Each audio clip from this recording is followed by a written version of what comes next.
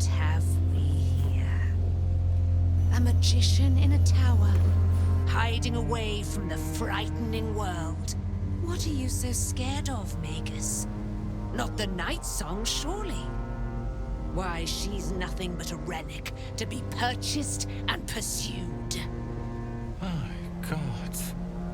The night song is a person. I'd hoped you to keep an open mind, but it seems you're determined to make this as difficult as possible. You dare to threaten me with the same magic that held me in torment for 100 years? You lied to get the night song here. Made us all believe she was nothing but a relic. Myrmidons! Imperatum!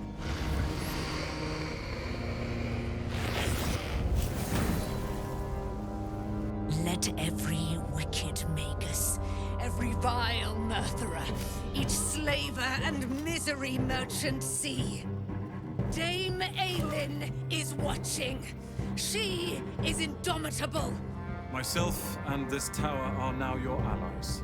When the time comes, we will stand by you however necessary. I am Vicar Humbletoes, guardian of the Stormshore Tabernacle. I keep the peace in this sacred place and guide those in need. Gale of Waterdeep. You look well.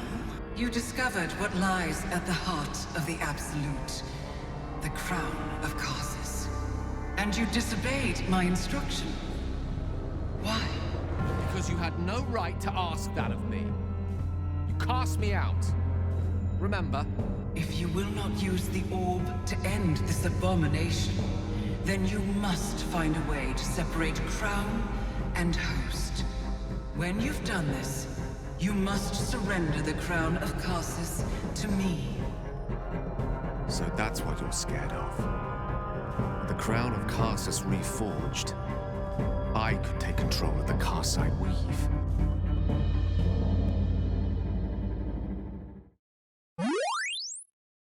Hello friends, welcome back to my channel. My name is Cinderellimouse and I'm back with Baldur's Gate 3. I'm looking at Isabelle because I forgot to talk to her before we did the Lorroakan fight and she's got things to say about it. It's not going to make a huge amount of sense out of context. I'm doing it in the wrong order, but I also don't want to miss any dialogue. So I'm going to go and chat with Isabelle. So if you, hang on, which button am I pressing? There we go. So if you remember, the evil wizard Lorroakan wanted to trap the Night Song in a soul cage in order to basically harvest her invulnerability, basically. What's it called when you can't be killed? Whatever that is.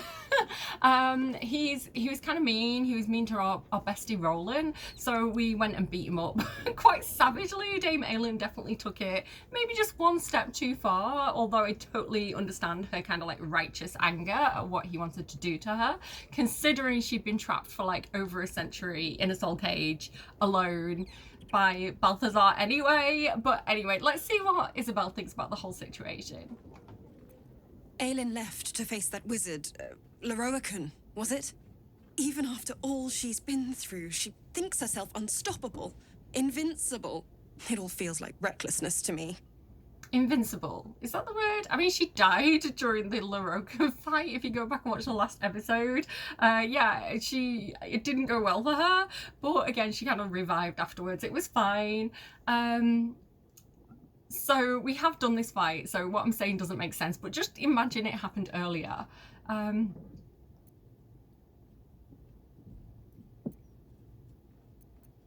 think we should say we're concerned about her temper. Like, girl needs therapy. You're right. I'm worried her temper will get the better of her. That's my greatest fear. I wanted to help her, but she said she fights better when she knows I'm safe. I understand. I suppose. I feel the same about her. I don't know why I find it so hard to think about Isabelle fighting. She seems like more of a lover than a fighter, I'm gonna be honest. I'm going to help her in the fight against Lorroakan if we go back in time. I'll rest a little easier if you do. You fought well against my father. I imagine a rat like Lorroakan will be nothing in comparison. Yeah, you did beat my dad up. I remember that. That was rough. Okay, so let's go ahead and long rest. I don't think anyone else has anything to say. Let me just quickly check. So, Gale's hedging his bets with Mystra? I can't say I blame him. Who'd want to hold a power like the crown of Karsus in their hands just to hand it to someone else? I know what my decision would be, but we're all different, of course. Astarion, we've been through this. You literally gave up power to free all the pit prisoners and not ascend. Like, we know, listen, we know what your decision was, and it was to be a good guy. You can't trick me. Okay, so apparently we are getting reactions, so I guess I'm gonna like run around and talk to everybody because I'm disorganized this week. My kids are like, one's back at school, one's at college, so we've had a lot of like running around and organizing to do, and I'm all over the place. I'm also due on, so I've had a cry. Like, I put my makeup on and then cried because great job me. So if I look a bit rough and disorganized, that's the reason this week. There's a different reason each week, if I'm honest. Okay, Gale. Yes, my love? Hello. Okay, nothing else to say about the whole Mystra thing. That's fine. I don't love talking about your ex. Karlach. Wow. So that was Mystra. Pretty spectacular stuff. Well, she's kind of mid. But I think Gale was right not to agree to do her bidding, no questions asked. I respect the gods, but they don't always understand what they're asking of us.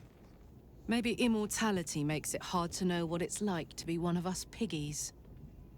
Proud of Gale, though. It takes some man to hold his own in front of the divine. Well, Gale basically thinks he's already a god, so yeah, this is the thing about kind of Gale's ascension opportunity. Karlach's basically warning us that he will change. Like, the gods don't see us like mortals. Like, they just don't understand things on the same level. So if like Gale kind of takes this power of the crown for himself, he's not going to be the same man that we kind of know and love now. He will change because power corrupts absolutely, right?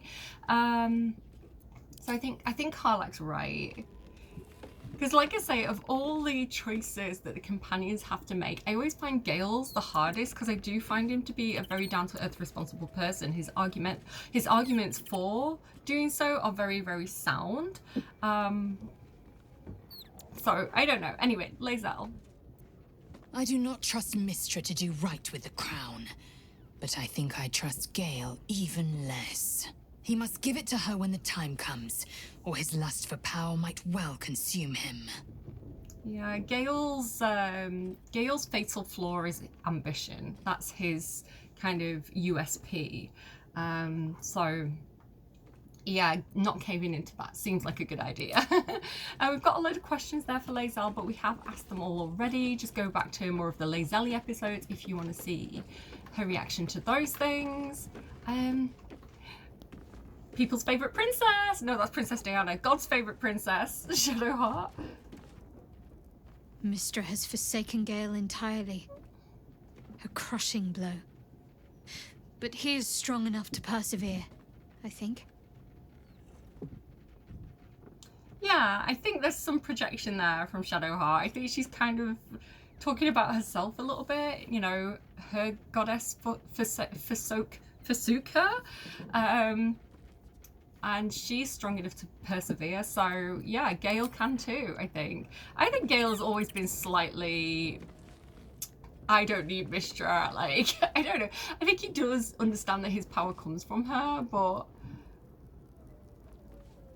I don't know. I don't know what I'm thinking there. Jaheira. Far from me to judge Gale for playing coy with Mystra, but I will not be cleaning up whatever mess she makes of him for it. Yeah, I think getting on the side of the goddess and the wrong side of the goddess of magic is probably not the best idea. Will. This crown seems too powerful and dangerous an object for mere mortals to possess. Eyes up here, Will. Too dangerous even for Mystra. But I would sooner trust it with a god than with Gale. Sooner to trust him with a god that would get... What's with all the Gale slander? What did he do? I find him quite trustworthy.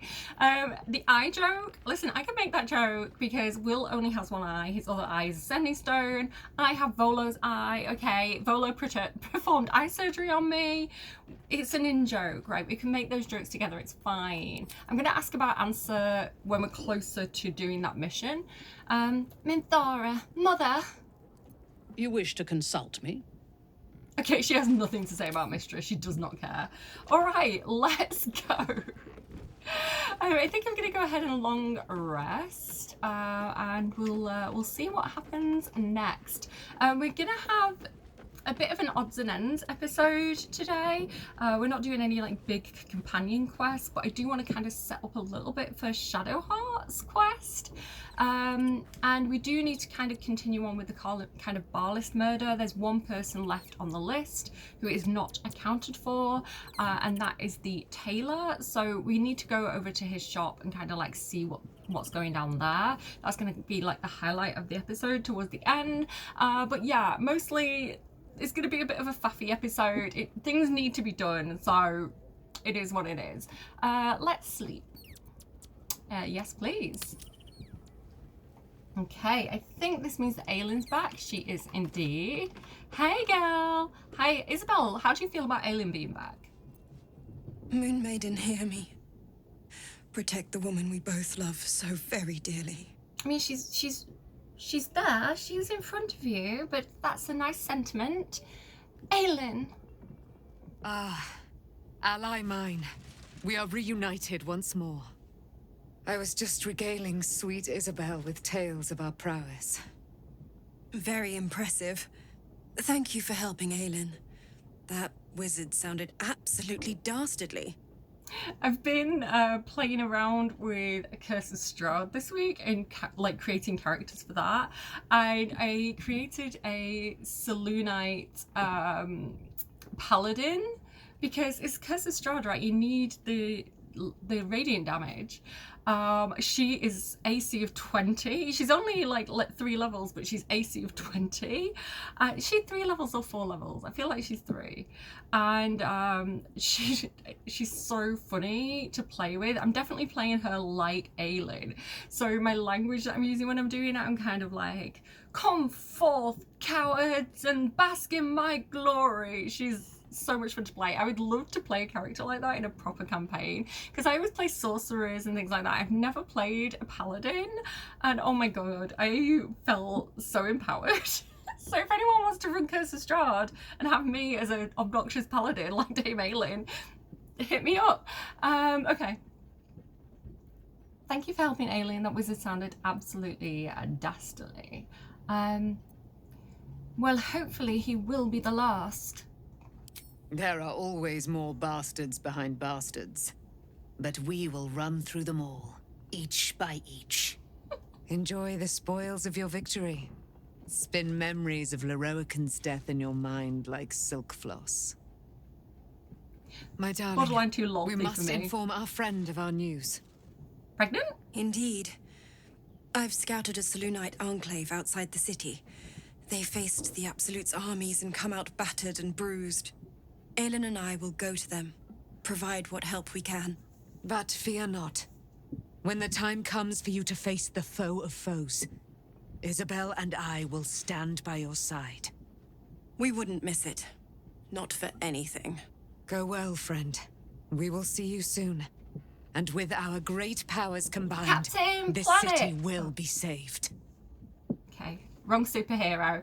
Bye! I hate this moment because they leave. Like, they go. I mean, they don't. It takes them a minute. Like, they kind of walk around camp a few times normally, but, like, I don't know. I like having everybody at camp. I liked having, is it Barkus at camp? I like having just all these, like, random people, like Arabella. And so I get sad when they leave. What else was I going to say? She's not, my cleric, my paladin for Curse of Strahd isn't a Selûnite paladin. She's a drow, because I was like, then she has the dark vision, right? I proper overmaxed her for the campaign. I was like, because she's a drow, she has dark vision. She's like big as well, like Aylin. And she is a cleric of Illistery, which I do way too much. I love my drows, but I love it as well because then she gets the Moonblade, which sings to her when like baddies are around, and she's so overpowered. I love her so much. I'm like, listen, I can take on the murder house single-handedly, or she thinks she can because she's a bit overconfident. Stop talking about other things. Concentrate, Cinders. Sleep. Go to sleep. Me shouting at myself at 3 o'clock in the morning when I wake up and can't get back to sleep. Go to sleep.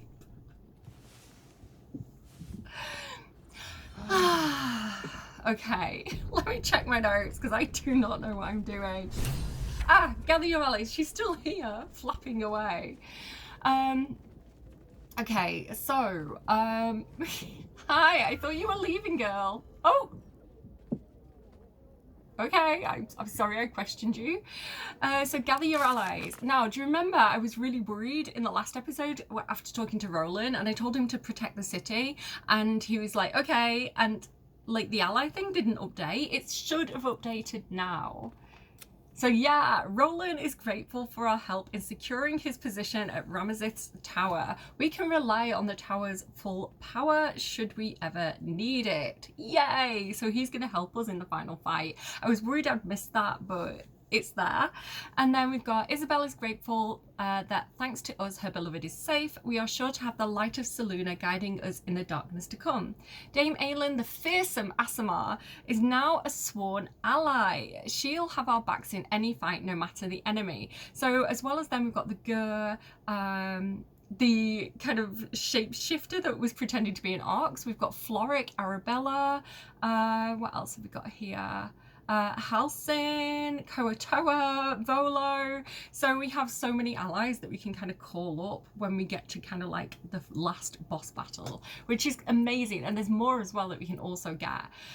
Okay, so what do I actually want to do today? Where are my notes? I want to go back to Roland and check in with Lorroakan's tower. I do need to grab some books though. Who has... Out of the people I'm taking out today are going to be Cordia, Will, Gale and Shadowheart, and then I'm going to go back out with Dirge to go and like look for this murder victim. Who has... My tummy is rumbling. I think Shadowheart has the biggest inventory space because we need to sell some books because I have another plan that's going to need quite a bit of money. So I'm going to go ahead and use the Elixir of Cloud Giant Strength. We've got quite a few of these. So I don't feel like I'm wasting it. And then I'm going to go to my library box where I've prepared quite a lot of books that I've picked up from various adventures. There's still more that I need to sort through, but it's such a massive task. And I'm just going to grab this massive crate of books and we're going to go and take this to a bookstore and sell some of these items. So yeah, look, like I said, a bit of a faffy episode, but it's going to be interesting. There's things that we need to do. So let's go back to the Lower City Central Wall. I'm not going to sell the books here. There's another bookshop, so I figured I'd go and sell things there because we get to look around a bit more. Oh, you! Hi! Furious! Can you believe it? They removed the Baldur's Mouth puzzle section. That was the best bit. And for what?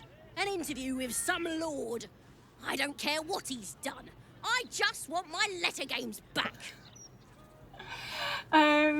Listen, our care setup do not weigh her cares down. Like, she gets to be angry about whatever she wants to be angry about. I need to move past these people because they're so loud. There's somebody around here that I want to find and I haven't seen them yet. We'll be on the lookout for them.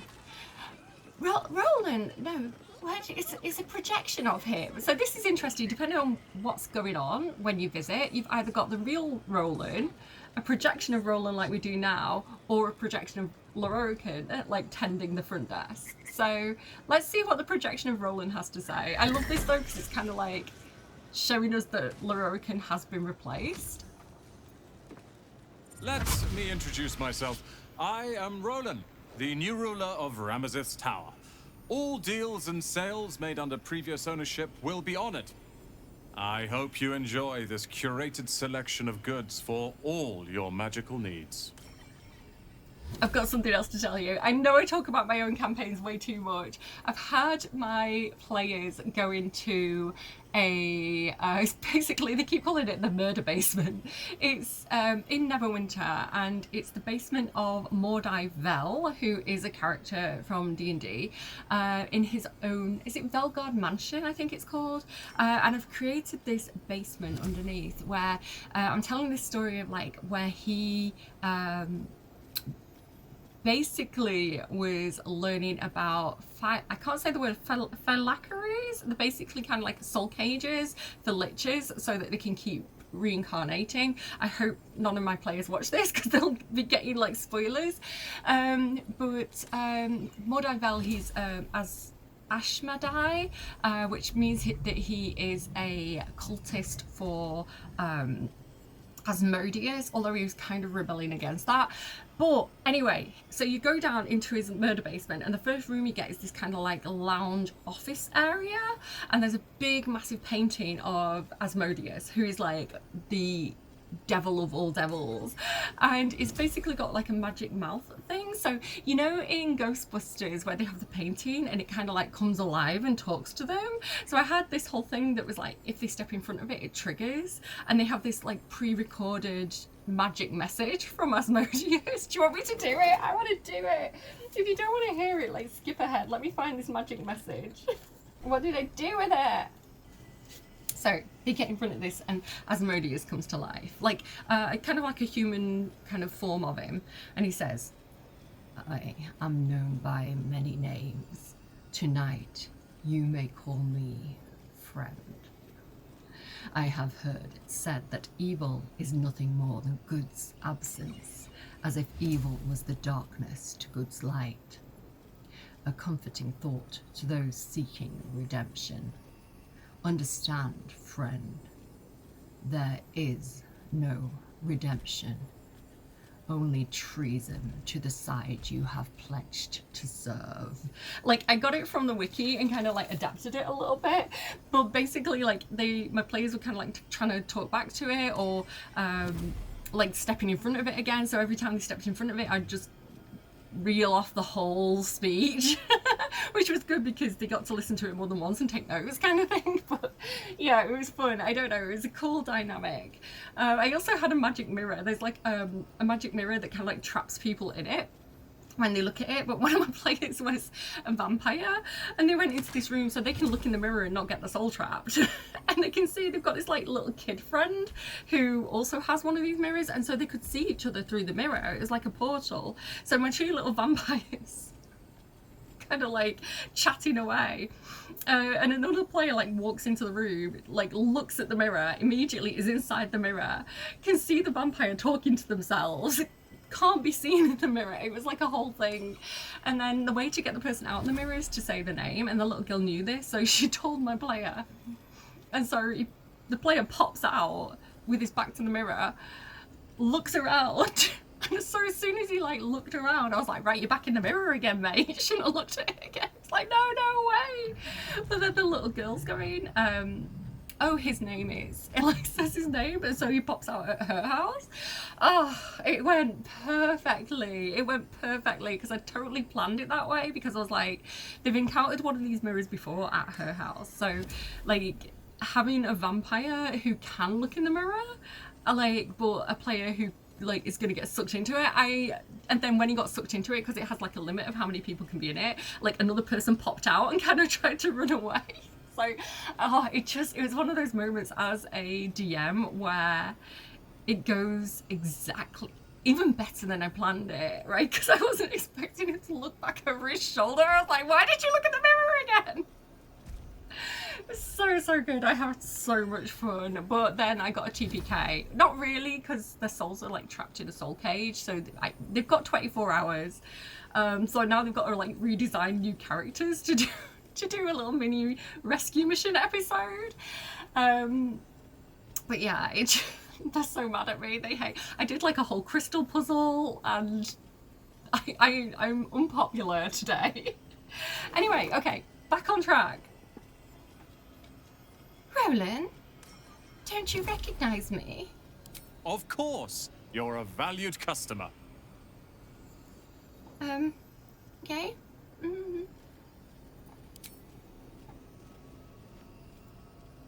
I didn't quite catch that. What did you say? That face is so weird. When you pull a face and they're like shouting but not making any noise, it's so weird to me. I'd like to buy something. Take your time.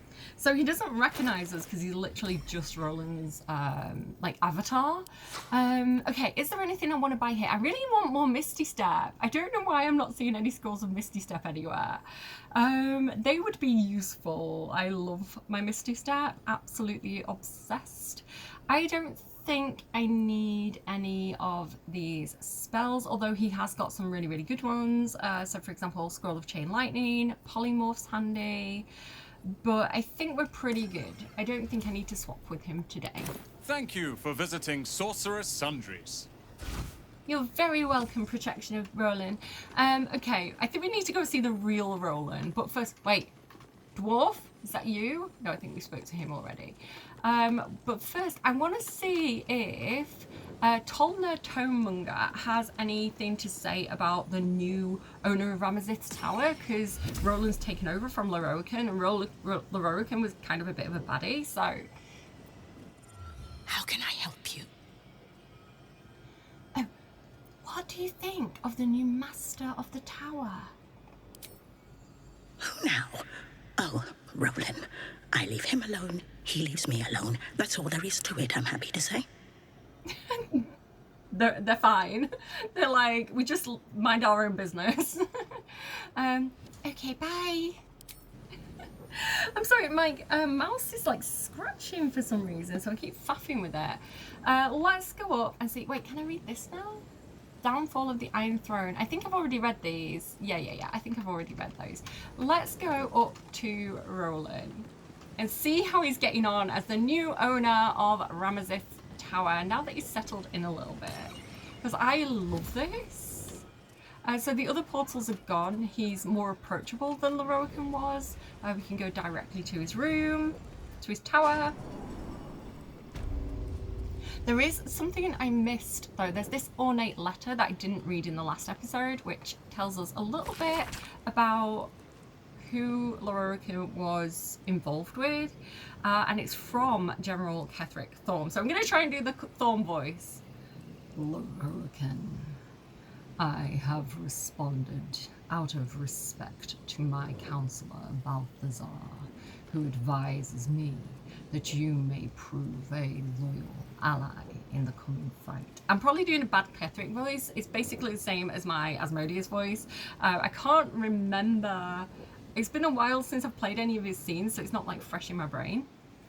I understand you wish to know about the soul cage which binds the Night Song to me. Details I cannot and will not provide. But the magic itself is necromantic in nature, designed by my aforementioned counselor. I hope your curiosity is satisfied. So he did deign him with a response, but did not want to explain the details, because obviously Thorm was reliant on the continued capture of the Night Song for his kind of immortality. So any kind of threat to that would have been a threat to him. So I'm surprised actually that he gave him the information that he did. And I wonder as well, had Ketheric Thorm not been killed by us, kind of in the pits underneath Moonrise Towers, would he have dealt with Loroakan? What would that fight have been like? Because Loroakan was looking for the Night Song. He had adventurers out trying to get her, and I imagine that would have really pissed off Ketheric Thorm. So can you imagine him arriving into the city? Loroakan would have been in trouble. Anything else? I don't think so. Roland! Very well. I knew Loroakan amassed knowledge like a dragon with its hoard, but never could I have imagined such wealth. And the tower itself has a cannon. The sheer power is mind-boggling. A magical cannon? That could come in useful. Indeed. I must still figure out its intricacies, but I am close. Sorry, I've got a bit of a cold. I don't know if you heard it there. What are you going to do with all the knowledge you've discovered? Study and catalogue it. Leroican barely knew his alphabet. Then share it with the realms. After all, it does little good collecting dust in an old tower. He's such a goodie! We chose wisely, putting him in charge. I'll let you study in peace. So, one of my absolute favorite things about this moment is that Cal and Leah are here. I kind of wish that they had fancier clothes now that they're in Act 3, you know, and they've got access to like all this wealth and privilege. But let's have a chat. Have you seen this place? It's incredible. And this is our house now. I think it goes without saying that you have a room here anytime. He's so cute. He's so excited. Does he have anything else to say? I'm half afraid to touch anything in case I break it. Which I have done. Twice. That's so good. I kind of wish that we could also get like Bex and what's Bex's partner called? The one that we saved from Moonrise Towers. Danis, is it? Like Bex and Cal and Leah, Bex and Danis. I think that's right. And like get them to come over as well. Like even just for a visit, I think it would be really cute. I'm half afraid to touch we've got anything it. in case We've I seen break. that one. I was wondering if he had like more dialogue if I kept on clicking on him. It's really nice. I like seeing some of the tieflings make it here. So like Cal and Leah are here. Alfira is on the top of the Elf Song Tavern along with... Oh, what's her girlfriend's name? And her name escapes my memory at the moment. But like that, I love this. I love like seeing them make it here safely. And I really, really wish we could go and get like Bex and Danis and like the remaining kind of like tiefling children who are kind of hanging out in the refugee camp in Rivington. And I wish we could like help them get over here as well. We need to look for Mole as well. There's so much that we still need to do. Heard you put that prick Leroican in the ground. Good. Only sad I couldn't help. Thank you. For having Roland's back. You just can't stop saving us, can you? Aww. I once thought the best we could hope for in Baldur's Gate was a room above the blushing mermaid. Leroican is not in the ground. He's kind of still here. Is this something... I don't know why he hasn't gone. Maybe we can go and like yeet him out the window. Shadowheart, you're pretty strong right now. Can you pick him up? You can! Oh my god. Okay, wait. This way. Can we like yeet him unceremoniously?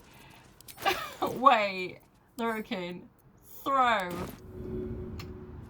Too high. Path is interrupted. No, I want to throw him down. Let me do it. It's not too high. Let me do it. Let me yeet him. Let me put him in a cannon and just fling him out there. I don't know. Can I get him there? Path is interrupted.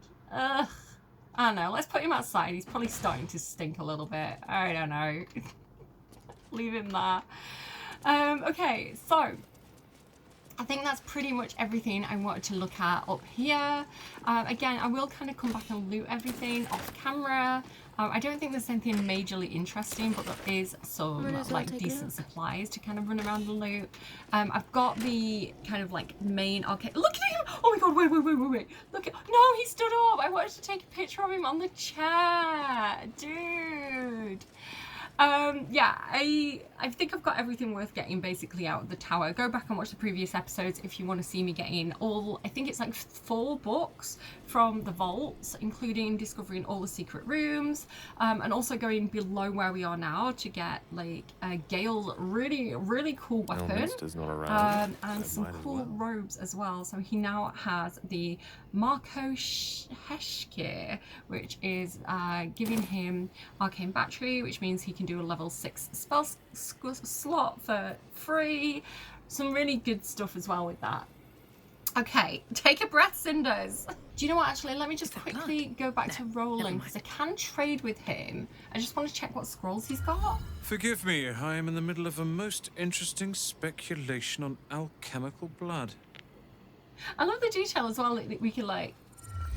Forgive me, I I'm can't in the trade middle with of a him. most Damn. interesting speculation. Okay, missed opportunity. I would have thought it would like continue to let us like trade with him. What if I talked to him with somebody else?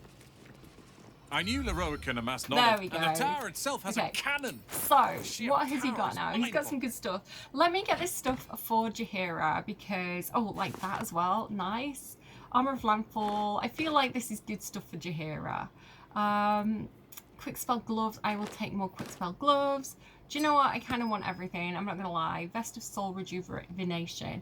Where is Caesar saving throw? Where I can use reaction to make unarmed strike against the attacker that misses. How much is this going to cost me? That is too much money. I can't afford that. Right, let me think then. What do I actually want here? How much money do I have left? I think I'll have enough. Will I have enough? I don't know if I'll have enough.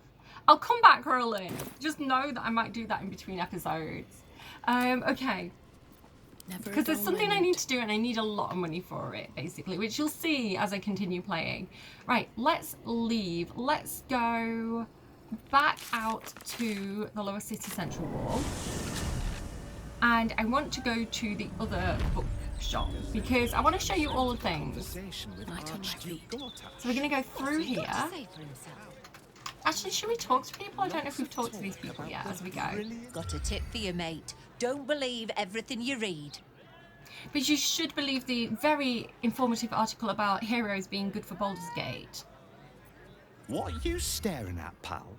You dropping eaves? Get gone. Bit rude. Okay, let's keep going. There's the Kibby. I wish we could send all three over to Derith Bonecloak. These people I'll talk to when we come over to the graveyard. I'm not looking to do that yet. This house is also of interest, but again, I'm going to save that for a different episode. I do want to circle back around now that Astarian's not with us and see my lovely drow friend, Araj Oblodra. Let's have a look at her mail. Help. What in the hells did you do to me? My limbs are moving of their own volition. My blood boils like it's burning oil and I haven't slept for a 10-day thanks to the goddamn voices. You need to fix this. The note goes on, but the rest is illegible as the handwriting is too erratic because they can't control the limbs. My uncle had like phantom arm syndrome. His arm would just do its own thing. He had no control over it. He had a brain tumour. Sorry, that's a bit sad to randomly share that with you. Dear citizen, we have received a number of complaints about your business in recent months and believe that it is time for it to open a formal investigation in accordance with the Public Health Act and Civilian Protection Order. Any attempts on your part to hinder such an investigation or to flee Baldur's Gate during this investigation period will be held in contempt of the Council. Regards, the Flaming Fist. Well, good to know the Flaming Fist are doing something good because she did explode this place in a previous episode. Here she is. Let's go and chat with her. Raj. She makes Astarian uncomfortable. Oh, my silk. What are the chances? It's you. Forgive the mess. Your blood is far more volatile than I'd anticipated. I mean, I am Dragonborn sorcerer. Like, I have draconic ancestry sorcerer. I do have kind of electric in my blood, so that makes sense. Yeah, I wanted to talk to her because she is a drow. And I feel like Cordia does need allies in the Underdark beyond Minthara. So it does make sense that, you know, she wants to restore her house. You know, Cordia has this whole mission to go and kind of like free the drows from Lolth and guide them to Illistery. So I feel like Araj could be a really, really good ally for her. So I didn't want to do it when Astarian was with us because the whole blood thing makes him uncomfortable. But now that we're on our own, I'm glad Astarian isn't here to hear of your vile experiments. I'm not saying that. I'm going to say, well, I knew my blood was potent, but I didn't know it could do that. Explode things. It's a breakthrough in the sanguine arts, the likes of which the world has never seen. The Grand Matriarch will have no choice but to restore House Oblodra after I present her with my research. But listen to me, rabbiting on about myself when I have you, The prize bleeder on my very doorstep. If you'd come inside, we could discuss something far more exciting than drow politics.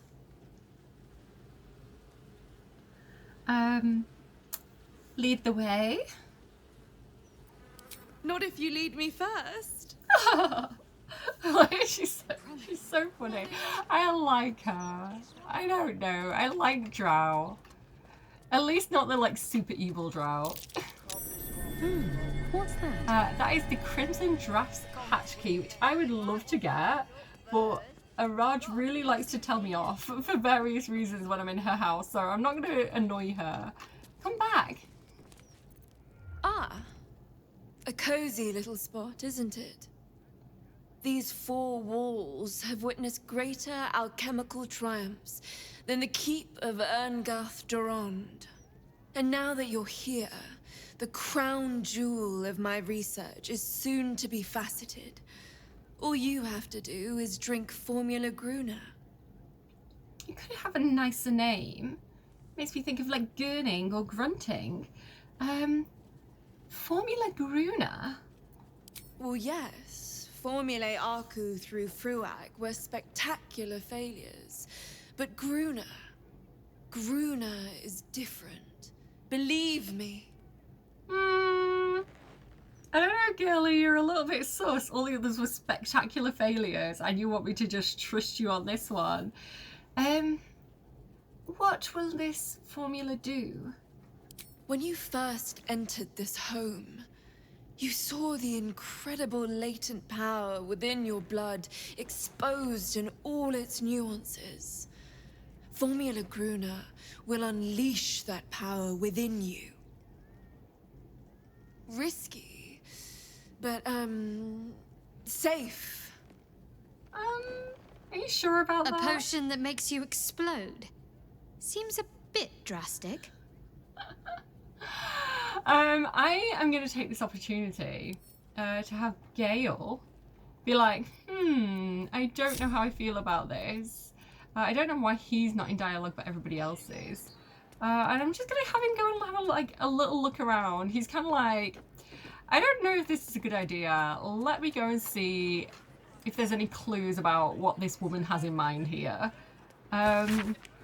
It is said that all House Aloija perished when our estate was cast into the claw rift. I am its how does she do a voice? I am its last living daughter.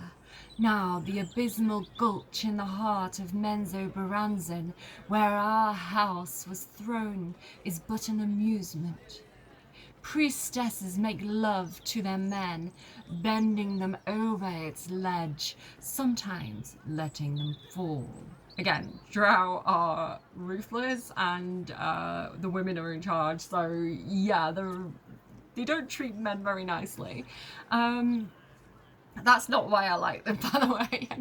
I think they're pretty, okay? I think they're kind of hot. At least the good ones. You know, the ones that aren't super lofty. I will travel to the rifts. This is hard to say. I will travel to the rift's depths to restore our lost home. I shall use the bones and gore of the useless, hapless men who were tossed into the pit to grow copies of the dead. Thus will I generate an obedient flesh army who will die for me and my house. If the rest of the houses refuse to recognize House Aloija's rise, I will use my explosive tinctures to blow the undersupports of the rest of Menzoberranzan to pieces, one section of the claw rift at a time, until all the rest collapses. There, I shall be queen of my new swarm. She's a little bit of a fanatic, but I do feel like we can kind of ally with her to our advantage. Like, taking on Menzoberranzan is potentially tough. So, I don't know, she has a plan. She's a woman with a plan, and I don't know. She's my sister, you know?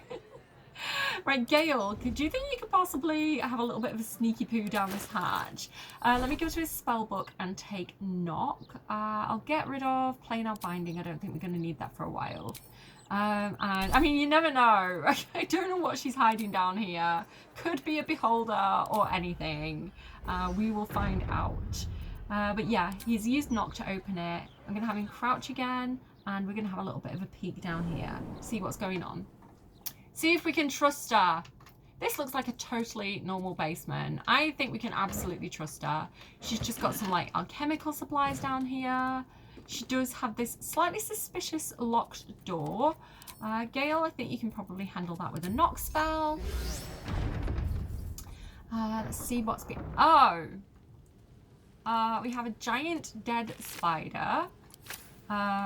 Some skeletons who look like they could have potentially have been chained up in here. An empty poison bottle.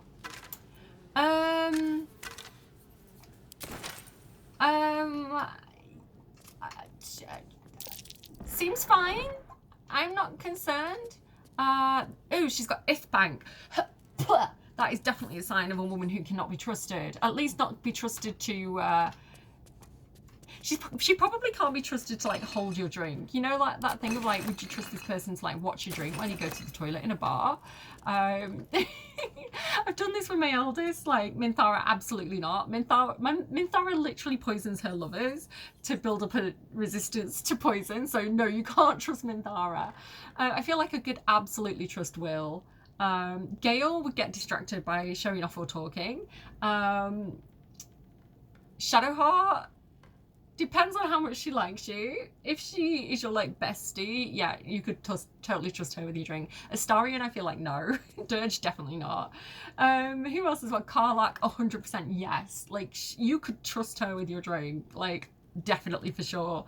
Lae'zel, again, if she likes you, absolutely. Lae'zel would like totally make it her whole focus. Like she would make that her mission to guard your drink for you. Yeah, Minthara, no. Halsin, yeah, I feel like he's got like some... Halsin and Jaheira, I feel like being druids, like, again, if they like you, they would even take the poison out of your drink with like cure poison spells. Okay, let's have a look in here, Gale. Sorry, my desk is squeaky. Oh no, bad things happened. You got purple worm poisoned, Gale. It's gonna be fine. Oh no, there is a spectator down here, but I think they're dead. I think we're okay. So there's some acorn truffle. There is a random animal carcass. What else is here? Do we have anything that we can read? Mind flayer specimen, suspension of purple worm slime. There's a chest over here. So she's got some good alchemical things, you know, if you do...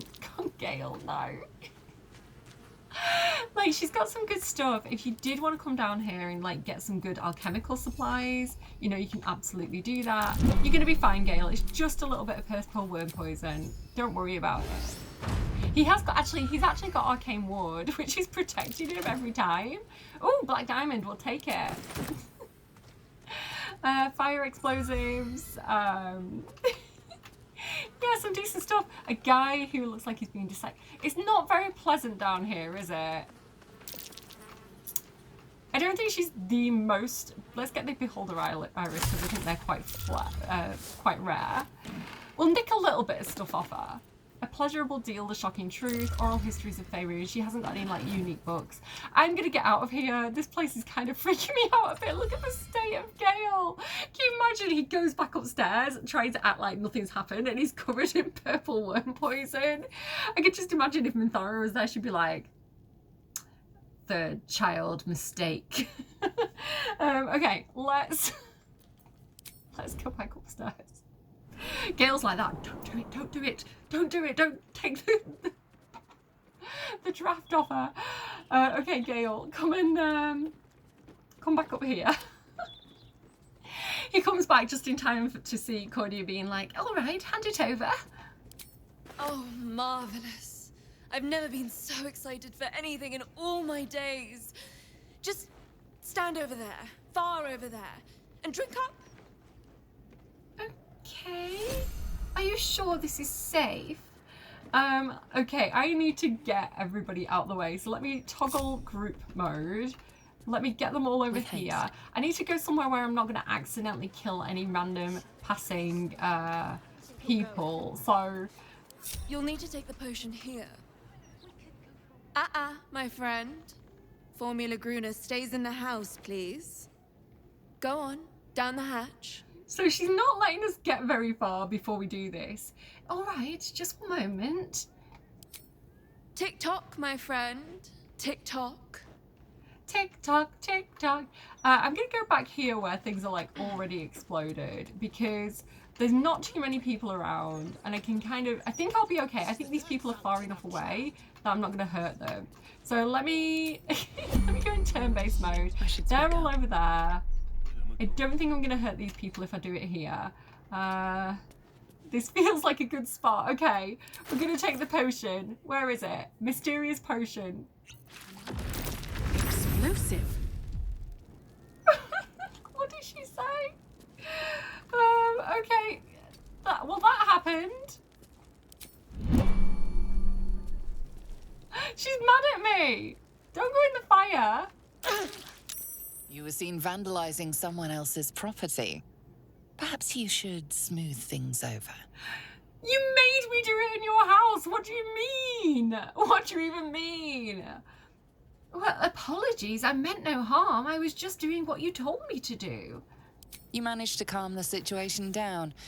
Though next time it may not be so simple. That's wild. That is so wild. You've set yourself on fire, woman. What are you doing? What are you even doing? Right, let me have a little bit of a heal here. Do we have any healing potion? A potion of healing, there we go. Okay. Where did she go? Where did she actually run off? Everything is going to be all right. Are you kidding me? Mommy. That's right. She's got more to say to me. Where did she go? Don't bother, it's broken. This one too. This is the Araj?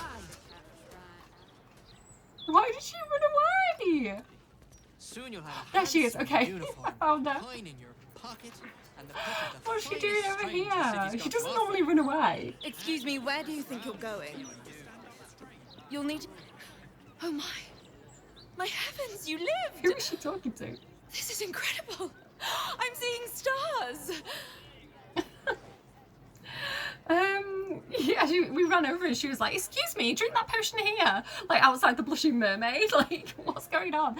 Okay, I disappeared off the side of the screen. I'm gonna say, I should have known you would turn on me, because we've got this drow option. We might have left the Underdark, but its treachery is never far behind. I'm a bit offended. She made me blow up. My friend, I had no such intention.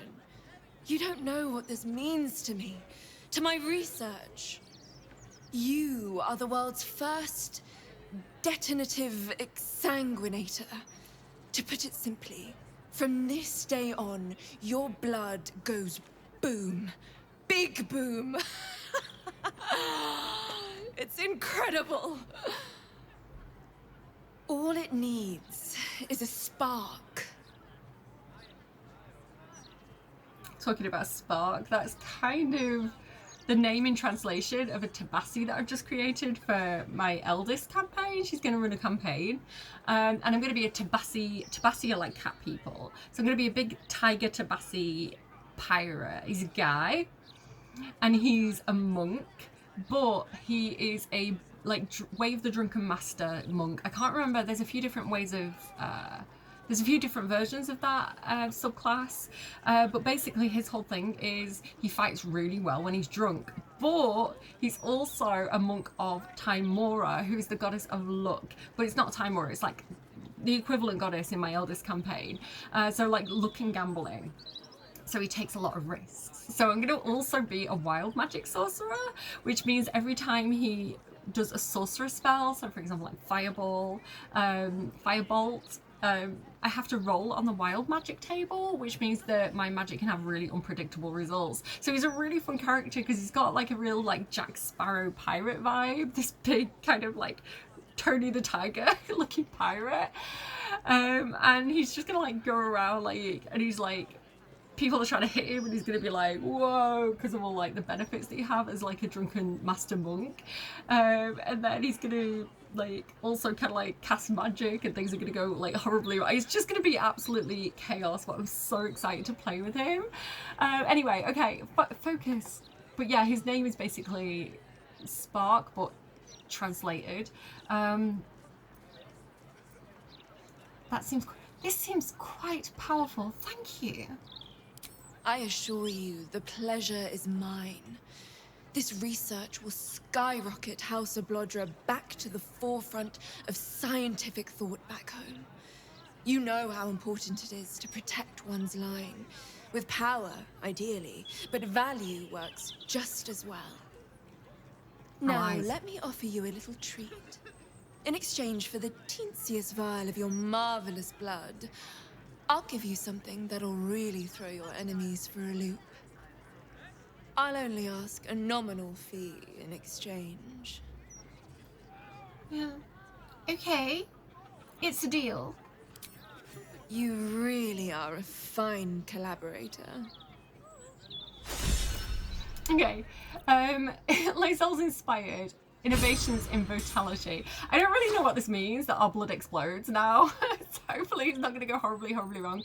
We've got some like custom modded items here that I'm not going to take. I don't really think I need anything from her. She's got some fun stuff, but I don't think I need them. I need that for my monk, but I think we're pretty good. Unless she has Misty Step, which I'm not seeing. But yeah, she's got some cool potions and things like that. Does she sell? I thought she sold the actual potion that she just made for us, but maybe not. I guess not. Okay, we're all good. Thanks though. Until next time. Oh, we have got some money though, so that's nice. We survived the effects of the experimental potion Eraj of Blodra derived from our blood. Now we've got the fire in our veins and someone's willing to give us explosive blood potions. All good. I didn't see the explosive blood potions. Maybe I'm going to go back to her and try and check again. Where did my money go? What did I do with it? I need more money. What am I doing? What am I doing? I can't remember. I'm having an absolute brain fart. Why don't I have any money? Where did my money go? Didn't I have like a few £1,000s? Maybe not. Oh, oops. Okay, what am I trying to do? So I want to look at what that actually means. Where is it? Unstable blood. Your blood is now highly flammable and will explode in contact with fire. So if I set in fire, I think I explode. That could go horribly, horribly wrong. So watch out for absolute chaos next time I get into a fight. Okay, everybody back with me. Right, the bookstore then is around here somewhere. I feel like, is this it? I feel like it's this place here. So currently we're right near the Blushy Mermaid. If we kind of circle back down here, I'm pretty sure this is the bookstore. The bibliophile, yeah. The bibliophile. Okay. No one will publish me. Is this Lorokin? My friend, tragedy has struck. Remember the invitation you wrangled for me to visit Volo's salon? The moment I saw him, I couldn't help but fall to my knees, speechless before such a great man. As I babbled like a fool, all of his writerly friends poked jibes at me, until I felt forced to flee for shame. Now all the literary gate is mocking me, before I've even published a single story. I fear no one shall ever publish me now. Whatever should I do? I like to think that that's for Lorokin, just failing to get published. No one takes him seriously. Is there any chance you have in stock Legendary Men, the Girdle of Masculinity? I feel like this is a guy. I've been looking for this account for a long time, but so many poke fun at me when I ask for it. I'm convinced the girdle isn't a myth. I intend to don it myself when I find it one day. Any other text mentioning the relic would make my day. Okay. Let's go in and see what this lady's all about. Hello, I have some books to sell to you. How are you doing? Plenty of knowledge to be found in these books and scrolls, friend. That will stand to you long after the spent gold is forgotten. Well, let me see what you have. Okay, so I do want to sell all those books that I had in Shadow Heart's inventory. So let me scroll down and grab all of those. Boop. And we'll drag those over here. And, oh, one more. Can I not sell that one because it's like a special book? Oh, well. It's not even like an important one. Okay, balance offer. Is that all I'm getting from this? I need more. Barter. Okay, fine. Maybe I could sell these books as well. She doesn't actually have enough to give me for those, unfortunately. I need to keep the Legend of Answer. I can't get rid of that. Okay, hopefully I've got enough money to do what I want to do in this episode. I don't know though. I don't feel confident. I wanted more like 4,000. Oh, you guys are gonna have to wish me a bit of luck here.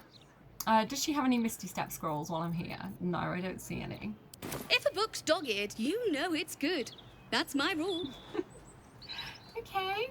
Right, I want to have a look around her shop. So I'm going to go in turn-based mode and crouch. And have a look at some of her things. This book is the completed manuscript of an adventure story in draft. It's covered with notes in Nancy's hand, the lady who just served us. A few red inked phrases stand out amid the chaos. Phrases, sorry. This isn't landing. I don't buy it. Doesn't ring true. Did you mean to do it like this? So she's criticizing other people's adventures. Could do with another pass. Ha. Get rid of whatever this is. Good flow. All right, I'll buy it. Seriously? Ah, like this? No. It will be good, but it's not there yet. So she's being like a critic, basically, of the manuscripts that people are writing. The Illustrated Adventures of Baldur. I feel like we've read that already, but I'll kind of like let you read it if you want to. What about this one here? I won't bother making broad recommendations to my readers. The diversity of your preferences is so broad that what tickles one would offend another. Instead, let me offer my suggestions by category. Reference books: The Life of Gorion by E.M. Sparks, a highly detailed biography of the great arcanist of Candlekeep, which spares no details regarding the upbringing of his now famous ward. Fungi Forever by Schwartz, a must-have reference for city foragers. Mysteries: Who Am I by Gloria Gherkin. One halfling's search to discover her family of origin, ending with a twist so unexpected I jumped out of my seat. The girl with sparkles in her hair. It's like, girl with diamonds in her eyes. Is that how it goes? By Saba Bebin. A love story turned murder mystery, equal parts heartwarming and heart-wrenching. Poetry: Under These Moons by Thassidai Gatework, a collection of poetry by Baldur and Tieflings, the first completion of its kind and utterly unforgettable. Has she got anything else? I don't think there's too much else down here that's interesting. But let me just bob upstairs for a sec, because she has some more bits and bobs up here. First draft story. Plot. Ours is a coming-of-age story. Our protagonist creates the magical world into which he is cast and is heralded as a god, a hero, the greatest of the great. Jonathan is tasked then not to ascend to heroics, but to descend back into the chaos and disappointment of the real world with his senses intact. That's actually an interesting spin, not gonna lie. For indeed, what happens if you reach paradise at the end of adolescence? It is worthwhile to stay in the spires of imagination. Is it worthwhile? Or is there true heroism in returning to the complicated world, the real world, leaving fantasy behind? I'm team fantasy. The real world sucks, and there's not much I feel like we can do about it. Yes, I am jaded. Dinner at Candlekeep. Yes, please. My dearest pupil, I was wrong about you. During your studies at Candlekeep, you spent much time campaigning for us to maintain copies of adventure novels in the library. I was quite the critic. They're all monks in Candlekeep. To my shame, I admit during a lengthy carriage ride, I had no reading matter to hand other than Salty Dogs, Curse of the Rum Golem. This old heart has not beat so fast since the last age. Whoa! You are welcome to return to Candlekeep at any time, and mayhaps we could compose a paper together on this sensation phenomenon. Okay. Someone has discovered a fanfiction, apparently. Let's keep having a look around here. Let's see if there's anything else we can find. Let me end turn-based mode. I think I'm okay creeping around up here now. The butler's cane had a knob on the end. Gale's read that one already. Nothing there. Anything in this cupboard? So she kind of likes a little bit of spicy fanfiction, this lady, I guess. Lockpick? Can't keep me out. I don't have Gale with me to use the open spell right now, so... Give me guidance? I don't think I've got it. No, it's with the sad noise. There's like a little sad fail noise that it does. Try again with Thieves' Tools and give me guidance. Go. No. You can tell by the sound. One more time, and then I get Gale up here. I could take the advantage, but... Oh, I broke everything. We did it! Continue! Oh, first draft characters. Protagonist. Jonathan. So this is the same thing as, like, the other one that we just read, because that was Jonathan too. Jonathan Alez, born and raised in the quiet town of Emin. Jonathan dreamed of escaping the workaday routine of school, work and leisure. But Jonathan sought something beyond a life adventure or travel. He wanted to create the world of his own imagination. Jennifer Vallan. Reared in the northerly land of Boss, Jennifer was fascinated with the natural world, its creatures, physics and mysteries yet to be discovered. Though she excelled in alchemy, she couldn't shake the feeling that there was a key truth still waiting just beyond the reach of the natural world as she knew it. I'm curious if this is like a teaser for whatever their next game is going to be, because Larian does like to drop in a few little hints here and there. They like to sprinkle in that tea for us to find. So I am just wondering what this actually is. Like, could it be a hint to their next game? Dragonson. A great warhound twice the size of its litter mates, Dragonson set out in search of a worthy companion for his travels. There's nothing in all the realm except for Tressims. Oh, well, he wouldn't get on too well with Gale then. First draft world. The story begins on a road outside Emin, where Jonathan is practicing the magic needed to manifest his imaginary world, Hybermore, into existence. Remember the name Hybermore? I don't know if that's already a thing or not. It is a standard dirt footpath amid rolling green hills. Little is described in the specific of the world in which our protagonist first resides. This is intentional. I wish our readers to fill in the normal world according to their own standards and tropes, such that this story feels as universal as possible. Hybermore is a land of frosted peaks, ice-glassed lakes and cozy villages, nestled at the foot of the Great Mountains. Ice fairies patrol the land in service of Queen Tumbra, who presides over the entire realm and has for all time. Jonathan's arrival will mean that the fulfillment of the prophecy, he is destined to rule alongside her as God King until the end of days. Okay, but he's going to come back down to Earth, I think it said. I'm going to take your gold. Sorry. I need it more than you. I'm fighting the absolute. Okay, I also want to see if I can be super duper sneaky. Out of sight, out of mind. Oh, Will. Free for the taking. Not now, Will. And I want to see if I can get a letter off her. She has got a little letter in her pocket. Let me go in turn-based mode. I am not the most dexterous, so this probably is going to go badly. Letter from Morgan. It's a target of 8. Do you know what I could do before I try this? If I get Shadowheart to give me enhanceability for dexterity. I guess we give it both of us then. Let's go. Sit back down. Sometimes. I just want Maybe I would have a better chance of getting it. It doesn't look like I have advantage, but we'll see. I got it. I got it. I got it. Okay. Wait. So, letter from Morgan. Dearest Nancy, are you sure you can't come? I know how important... Oh, this is actually relevant. I know how important the shop is, but the book club meetings aren't the same without you, especially when the books are as salacious as this month's pick. We'll be meeting these people. These are actual characters that we can meet. We'll be in Bloomridge Park. Usual time, usual spot. Morgan. P.S. Kelpie will be there, and I know you wouldn't miss a chance to spend time with her. Ooh, okay.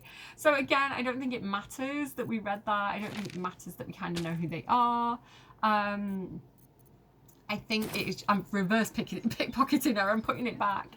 I think it's just, I don't know, world building, like lore, like giving depth to kind of who everybody is in this city and why they're all there. One day I'll catch a All break. right.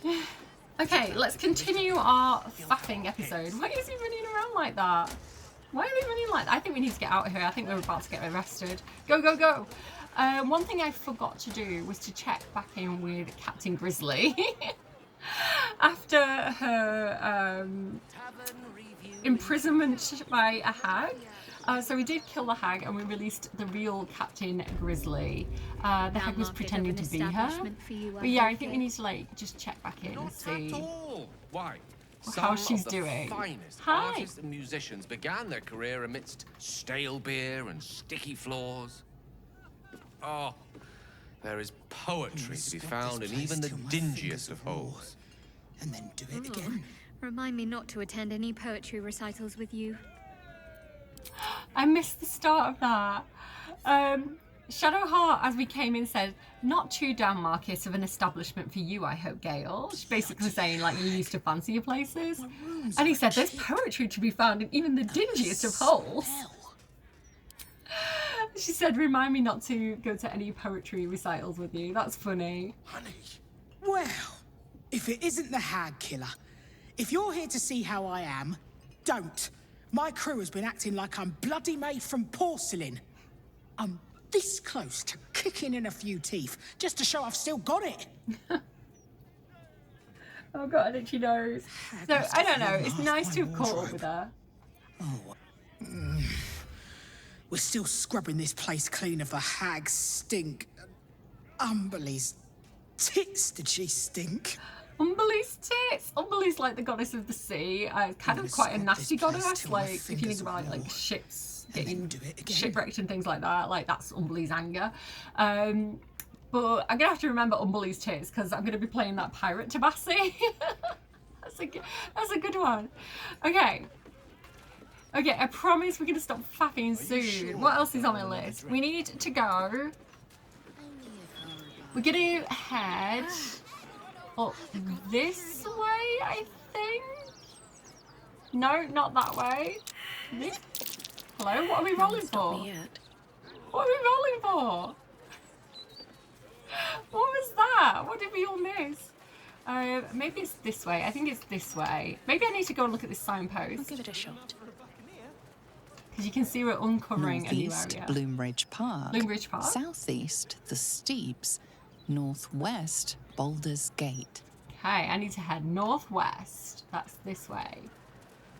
So, I just want to go and find this place where the murder... This house is interesting. We're going to come back here later. It's kind of overwhelming. Hello. You want a copy of this rag? Gold. Make it quick. You're too young to be depressed. What's wrong with the attitude? Me stupid dad makes me sell these shite rags. Pillock. If you want one, it's gold. Shite rags. It's like they're not like they're only good for wiping your bum on. Well, you're selling newspapers. Yeah. The best one in town. Also, the only one in town. You want a copy? Gold. You're too young to be this jaded. What's the paper called? The Baldur's Mouth Gazette. When the mouth barks, the fist bites. I forget the real slogan, but you get the idea. Now, buy a copy, or leave. Well, go on, I'll take a copy. Works great as toilet paper if you run out. Doesn't matter what the mouth says. Let's, I need to pause because it's so noisy, but let's have a quick read of this. Let's see what they've got going on today. The Elf Song Tavern review a familiar tune. Call for Leomund's tiny hook casters to address homelessness. Heated debate by mages between mages about spell technicalities erupts. Bystanders baffled. Oh, that must be about Lorokan, right? Dwarfish and entourage exchange harsh words with elven barber. Greasy sewers, fault halts undercity housing plans. Undercity housing plans? What? Edvard Needle is still listed as the editor. Right, there is so much going on and it's so noisy and I'm so stressed out. But this here is basically Facemaker's Boutique. So this is where we're going to find like the next murder victim. He's the last one on the list.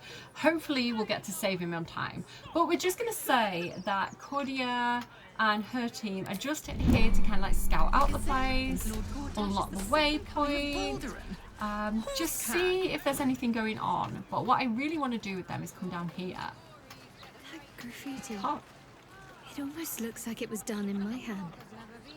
Did I do this? So Shadowheart has spotted this skull and bones graffiti here, which is very on brand for her actually. So let's go down here and just have a quick chat with her. It looks like someone's been like skinny dipping. There's all these like clothes here. Well, there's no one to be seen, so I don't know what actually happened with them. Well, let's see what she has to say. That graffiti from before. I never thought I'd see it again. Why did it stand out to you? Well, I think I was the one who did it. I can recognize my own handwriting. How long ago was this? Years? All the time I spent training, hidden away from the world. I think I must have wanted to leave my mark somewhere. Just to prove I existed. Even to myself. She's so goth. She's so like, I'm a teenager going through angst. Well, we know the Sharons are using a place called the House of Grief as cover for their presence in Baldur's Gate. Perhaps we could go there. Then that's where we need to go. My parents are in there somewhere. Right, so that is probably going to be next episode. Shadowheart's mission. Oh, a rat! I should talk to that rat. I don't know if I've ever spoken to him before. I don't know if I've even noticed him. Messenger rat. There's creeps in cloaks creeping around down in the sewers. Is there? Tell me more, friend. That's not really news, I suppose. There's always creeps in cloaks down there. Yes, it does tend to be where the cultists hang out. Anything else? That's not really news. Oh, I love the little rats. I don't know if I've ever seen him before. Okay, next up, my next mission for this gang, before we finally go into Facemakers, is I want to head over to... back to the Stormshore Tabernacle, and I want to just kind of like pray to our gods a little bit, and then we'll go and like stop a murder. So just give me a second. Okay, so Cordia and the gang arrive back at Stormshore Tabernacle, and are quite surprised that Astarion is also there. Astarion's like, well, you know, a lot's happened to me recently with Cazador. And I thought I'd turn over a new leaf, see what this faith business is all about. And everybody's a little bit skeptical, but they're like, come on, favourite problem child. Sorry. I was wrong about you. Truly wrong about you. Let me guess. You thought I'd suck blood, but actually I just suck. Was that your witty jab? No, I mean it. There's little between us we share, but you've fallen in love and stood by your lover. That is something this dreamer's heart can appreciate. Aww. Cute. I thought Astarion would have some kind of like witty retort there, but I guess not. I hope you caught that. There's a lot of background noise, so I understand sometimes it's difficult to kind of like hear everything they're saying.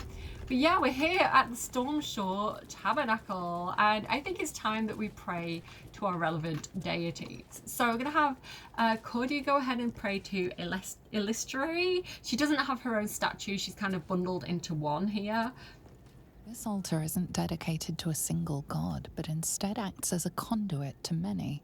Your god is one of many, and in this place you sense a spark of its mighty divine flame. As a cleric, you may sacrifice wealth to your deity and expect to receive a boon. I hope I've got enough. I wanted about 4,000. I don't know if I'm going to have enough, but let's try.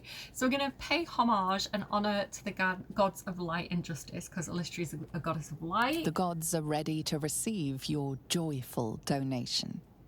Okay, so make an offering to Illustre, the dancing goddess of beauty and freedom. I love this goddess, and it's terrible that I just can't say her name, but I try.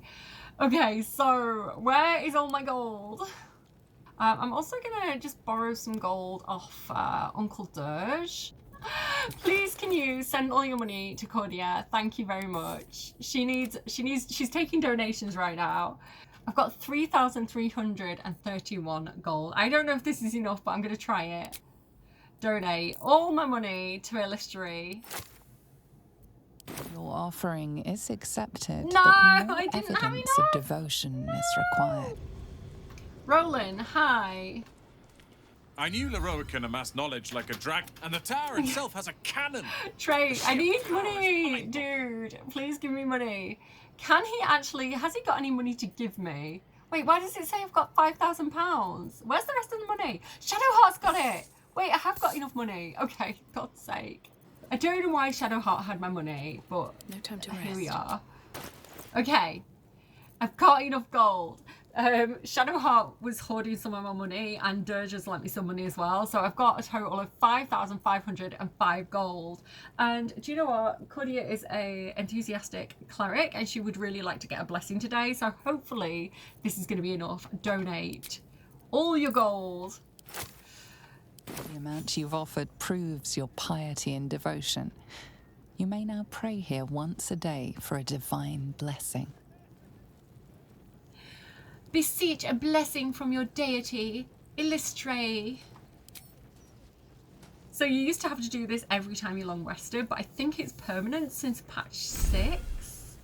So if you do this... Your soul opens to their divine power. The blood in your veins beats to the rhythms of Illustre as the Dark Dancer's blessing strums you like a lyre. Strum me, goddess, strum me. Acolyte, ordinary practices in extraordinary times. Shadowheart is inspired. So yeah, I really love this. I love getting the little blessings from the gods. Again, I kind of love the idea of everybody having at least one god that they kind of like been brought up with, that they're familiar with, that's important to their family, to their household, to their people. So I like in D&D, I always like my players to have one god at least that they're interested in. But this is anointed in splendor. Affected entity's deity has flooded its mind with ancient secrets, both benevolent and baleful. It has a +2 bonus to all saving throws. So this is, I believe, a permanent buff now. And if it does, for whatever reason, get removed, we just come back to the statue, get blessed again. We don't have to pay again. But yeah, this is pretty cool. So I think, you know, a lot of people deserve to have these buffs. So Astarion did disapprove of what we just did. Careful, He's like, oh, honestly. And he's going to go and, while we're all distracted praying to our gods, he's going to go and just maybe do his own thing a little bit here. So I'm going to lockpick this. And he's going to basically go down to the basement and get our money back. So guidance, because I think that's quite expensive, to be honest. I don't know who has that much gold, like, laid around, but... I don't know, we've got important statues to be buying, so... Ready or not. Okay, good luck, Astarion, because there are definitely traps down here. Let's have a bit of a look around. Let's see what we can find down here. So we've got a Scroll of Sea Invisibility. I'm actually going to use that because that's going to help us to see the traps. So cast spell. There we go. So this should allow us to see pretty much any traps or things. Be careful. There are traps about. That are going on down here. So we get to know a little bit about the priest as well. And again, he's kind of like a priest of many gods. He just looks after the Stormshore Tabernacle. Confidential report record. For the eyes of Victor Humbletoes only, that's the priest. Record of report. Reporting officer, Devella Fountainhead. Devella Fountainhead is the Flaming Fist who has been investigating the Barless murders. We're friends with her. We met her when we were kind of like investigating, not Floric, what's the other woman's name? I can't remember her name. The other woman's murder. Reporter Victor Humbletoes. So the vicar has been reporting to Devella Fountainhead, and he says, witness returned to the tabernacle around noon after giving outdoor sermon, validated with other civilians. Witness observed blood offering on central shrine, a severed hand. A bit suspicious. Could this be a bar list? Upon inspection, witness noted an attached scroll, fragment reading, murder shall be holy again. That sounds like somebody's going to put that on a red hat, you know. Officer notes, thank you for your report, Vicar. While we've not been able to identify the hand in question, we suspect this is linked to another investigation currently taking place. We'll keep some fist on standby near the tabernacle, Gauntlet Fountainhead. So she took it seriously because she is taking the murders seriously. Now, the interesting thing is there's also this other scroll regarding prayer monitoring. So Humbletoes has secretly reported the bar list offering to the Flaming Fist. However, here, Victor Humbletoes says to Duke Portier, who's the head of the Flaming Fist, my dearest Duke Portier, I appreciate, and also we know that Raphael was interested in Duke Portier too. So I think Humbletoes has his wits about him here. He knows who he can and can't talk to, because he says to Duke Portier, I appreciate we live in unusual times and the cult of the Absolute poses an unprecedented threat. However, I will not be logging the prayers offered at the tabernacle under any circumstances. It is a violation of the trust of the gathered faithful of our great city and beyond place in the institution. And quite frankly, I am insulted that you would even ask this of me. Besides, parchment is expensive and we get a lot of prayers. Yours indignantly, Victor Humbletoes. So he was not prepared to work with Duke Portier, but he is secretly working with Devella, who we know is pretty legit. So I think that's really interesting. Like, he's kind of like publicly saying like, no, these are private things. People have the right to pray to whichever god they want to pray to. But he's like actually voiced his concerns. Okay, I am a little bit scared because I think there is a trap right here. So I'm going to go ahead and jump over that even though it's not like revealed to me. And I want to see if I can get in here. Oh, okay, strength check. Oh, Astarion, I don't know if you've got this, mate.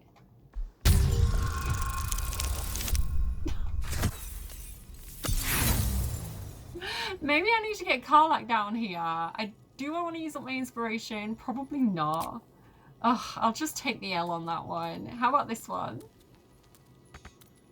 Maybe I should give him Bardic Inspiration. I can't reach it. Okay, do you know what? Can you Misty Step inside of that, please?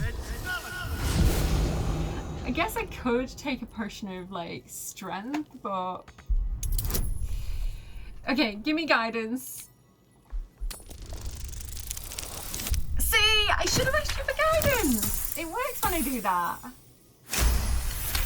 It's because I didn't ask you for guidance on the other one. Scroll of Banishment and not much else. Okay, not that exciting, I guess. Okay, let's go ahead and Misty Step across here. Yeah, I don't know what's in that one. We might have to come back to that one. Be careful. Oh, another trap. There are traps about. Lovely. Anything over here that could be interesting to us? These are holy water, pretty much. No. Check. And let's hope for gold. Okay. No. Okay, but we can hopefully go in here. I don't know if this is gonna. Again, I don't know where. Be careful. There are traps about. I don't know where the traps are exactly, and I don't know why he's not opening this door. Astarion, open the door. What are you doing? That was weird. So there's another trap here, look. Maybe I can just jump over that. Okay. Amulet of the Devout. So we're getting our money back. I'm going to send it to the next person on the list, who is going to be Gale. Let's see if he can... You thought it wise to steal from the gods? A curse be upon you. Oh no! Is Gale cursed? No, he's okay. He's okay. He hasn't been cursed. Oops. May it please, Mistra. Maybe everybody needs to... Astarion! You got us in trouble! Is Astarion cursed? No, he's okay. Okay. We've also got the Amulet of the Devout. A high spellcaster, you gain a +1 bonus to spell save DC. God's Will. You gain an additional use of Channel Divinity. Once used, it is restored upon taking a long rest. And it says, Otto's Freezy Spear, right?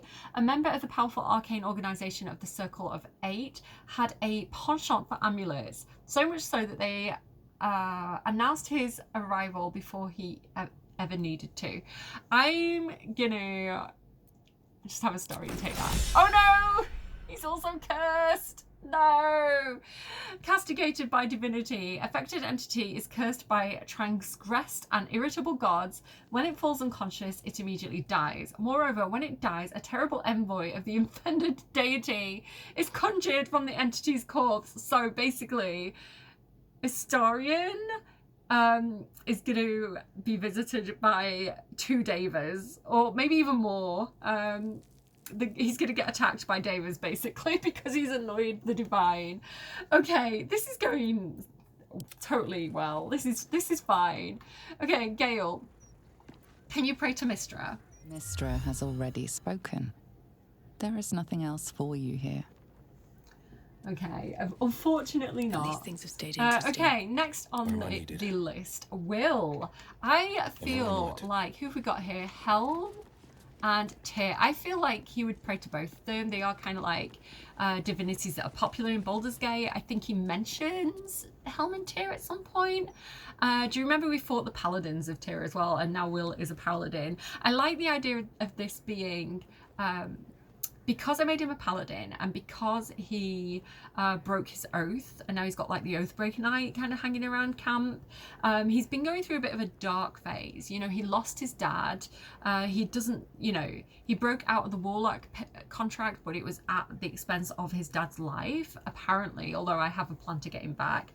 And he's really, really beating himself up about it. He's had like a loss of identity. He doesn't know who he is. But I want to say those core values that his dad taught him about like truth and justice and equality are still, they're still in there. They are still who he is, even though he's gone through this difficult time. So I think, you know, praying to the statue of Tyr for guidance, and, you know, like seeing those like fake paladins and stuff like that, I think it's brought a lot into question for him. So I think this is a moment of him getting back on track and refinding his faith, basically, is the story that I want to tell here. Will. You see an altar dedicated to Tyr. Do you know what I want to do, actually? Let me just give him a quick little bit of guidance here. Let me give him guidance. Walks with you. And I think he's going to have to do like a... Can't afford to stay well, out. let me turn base mode. I think he needs to do some kind of like religion check as well. So let me go to... I think it's going to be wisdom. Let me just give him a little bit of help with his wisdom. Okay, back to Will. Read what is inscribed on the altar. Tyr, the blind god, offers justice to all, innocent and malefactor alike.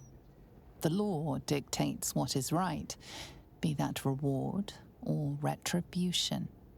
His unseeing eyes are a testament to the lawful life he lived and what it cost him. Make a sacrifice out of your own pocket and you may yet be blessed. So basically Astarion's going around like being like, I can lend you some gold. I got it from Cazador's palace. I have plenty. But he just keeps giving them the same gold pile and keeps nicking it. So I'm going to say everybody up top is totally innocent of what Astarion is doing down below. Tyr, talking about thievery and things like that. Like you see, he's got like the scales and things. So he's a lot to do with like law and proper judgment, which is going to come back around for Will when we do his quest. Make an offering to Tyr. So Astarion, about that money you said you'd lend me. Oh, Gale's got it. Check his pockets. Here we go. amount you've offered proves your faith and devotion. You may now pray here once a day for a divine blessing. Also, 555, 555, make a wish. Changes on the way. Beseech a blessing from your deity, Tyr. Show reverence before your deity and open your soul to their divine power. I love this for Will. Tyr blesses you with the judgment to know right from wrong and the strength to mete out retribution for injustice. Very key to Will's story. Okay, cool. Thanks, Tyr. We do get the same buff from everybody. It's just this 2+ bonus to all saving throws, but it's nice to have. Okay, back to Astarion. He hears the chink of money into Tyr's coffer. He's already cursed. What more could go wrong? He's just going to grab that. I'm going to keep it in his pocket, probably. We also have Hammer of the Just, which does radiant damage, which would have been good, actually, I think, for the fight with Cazador.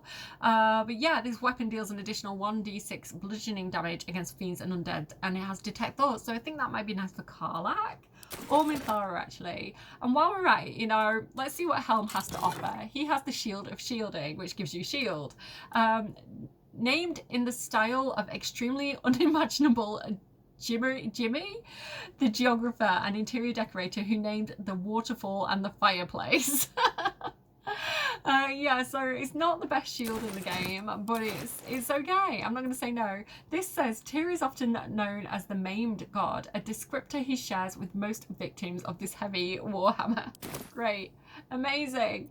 Okay, next up, we're going to have Shadowheart. And she's going to get over here and pray to Selûne, which I find particularly... Selûne. Had life turned out differently, I might have been kneeling in prayer here. So I think I did make her a cleric of Selûne, didn't I? I think I like switched it. Or did it not let me? I think it did. Oh yeah, it did. Look, Shadowheart is now a... Selûne's her deity. So yeah, love this for her. Let's go. You feel the chill gaze of the Moon Maiden upon you. Selûne welcomes you. Read the that which is inscribed upon the altar. An inscription reads, "Let all who worship the changing tides of life and knowledge feel the blessings of Selûne. Trust in the purity of my light. See the constancy in its inconstancy, and you will be guided aright." As a moon-bathed cleric, this is your moment to bask in her lunar light and imbue your spirit with her majesty and grace. Okay, make an offering to Selûne. The gods don't care. It's just a bit of gold, you know? The gods know that this is for the greater good, right? This is for... to fight the Absolute, who is a threat to all of them. So a little bit of gold robbed from a temple is not a big deal. Astarion's like, I'll lend you the money. Here you go. I don't know why it's gone from like 5555 to 5554. Who stole a gold coin? Donate. All of it. Let's go. The amount you've offered proves your faith and devotion. You may now pray here once a day for a divine blessing.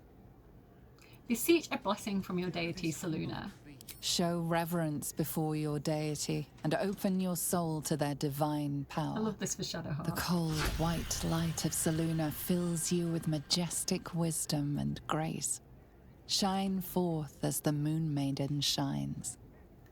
It's just really storytelling. It gives us the buff, which is practical, but for the storytelling element, I love this for just all of them. I think it's such a good moment. And it's so sad for Gale that he was just like denied a blessing. I mean, I could pray to a different deity, but like to who, you know? Gale wants to be the god that people pray to, quite frankly. Right, Astarion, we need to finish looting the place and get you out of there, I think. So let's go back over to... does Mistra have anything in her little thing? She does. Nothing too exciting. She's got a random penis. I don't know. People are freaky for Mistra, I guess. But let's look in Selûne's. We get our money back, we get a scroll of polymorph, and we get a potion of greater healing. Do you know what? I'll take it. And Astarion, we need to get you out of there. And we need to get rid of this curse. I don't know why this door's freaky. Let's go. Let's get out of here. Again, I don't know where these pressure plates are, but I don't want to stand on those, so I'm just going to jump over there. I don't think I'm going to get into that, unfortunately.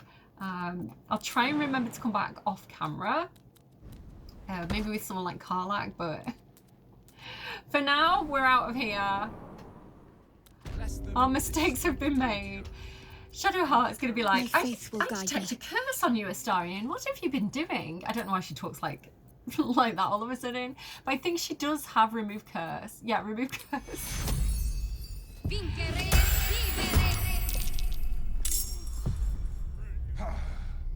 I am surprised! I removed the curse! No! Let me just quickly save. That wasn't supposed to happen! Oh, now is Humble Toe's gonna get mad at us if I beat up this Deva?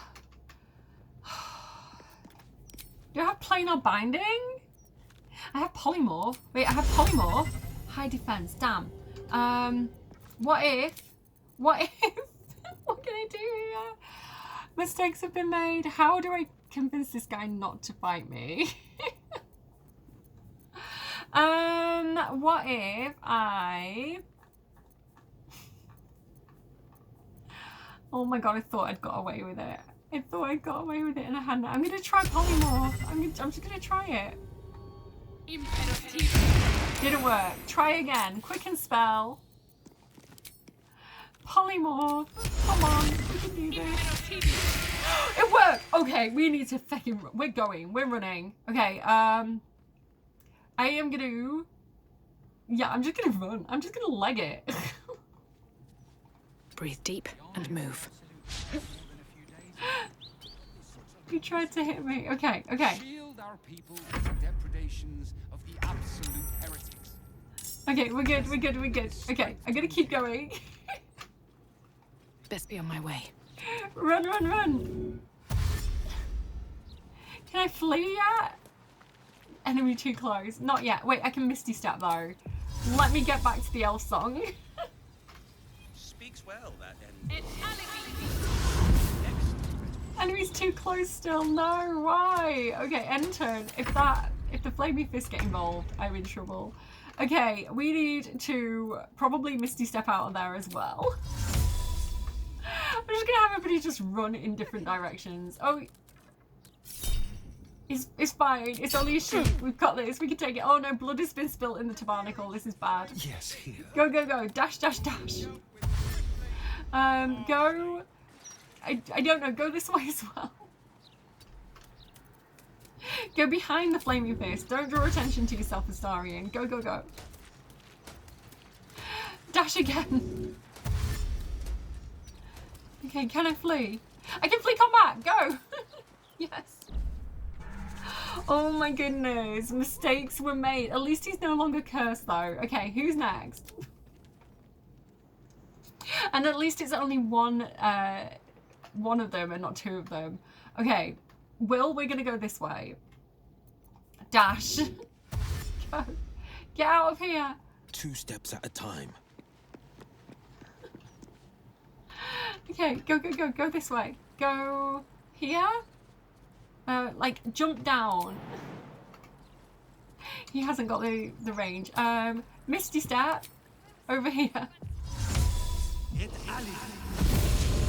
Run away! Back to the elf song. He's gone, he's gone. Okay, this is okay. Gale. Same for you. Exact same route. Go. Don't get too close. Dash. Misty Step. What do you mean not enough movement? Yes, you do. Why is everybody cowering? We're only running away. Alright, Shadowheart. It's gonna be fine. We're gonna be fine. She's gonna go the way Gale and Will went, I think. She doesn't have Misty Step though. have to keep going. Maybe she should get her own Deva out. She can like fight Deva with Deva. Oh, Shadowheart, you might be in trouble, girl. Okay, end turn.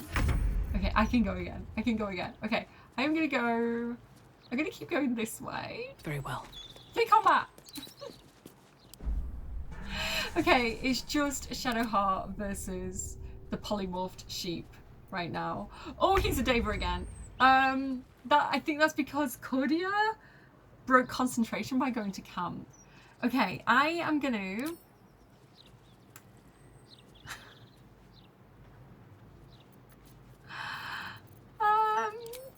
can I play not binding? Target another wildy creature.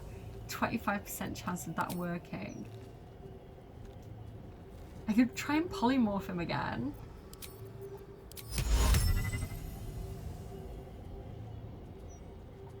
Good luck, Shadowheart. It didn't work. Okay, what I'm gonna do instead is we need invisibility.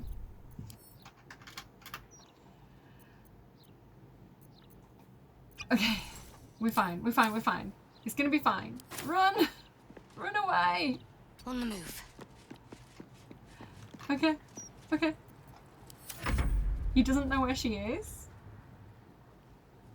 He's like, where did she go? I love that we're just basically leaving a Deva inside the Storm Charlotte Barnacle alone. Like, he's just gonna like hang out in there now. Where did he go? Yeah, he's just gonna like, yeah, I'm a Deva, I'm basically an angel, I'm just gonna hang out here. Okay, go back to camp, Shadowheart. That was chaotic. Oh my goodness. But we survived. We survived getting cursed by the gods. And we do have Anointed in Splendor still. Please tell me Starry's not still cursed. He's fine. He's okay. Oh my goodness. I need to take some deep breaths. Because now we're going to go and fight basically the murderer. Intestines throb. So what I want to do before I do anything else, why have I not bound my hexed weapon?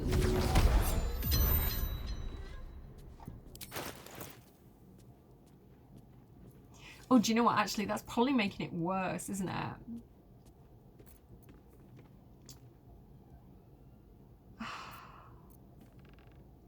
Because I've got really high dexterity. Oh, I shouldn't have done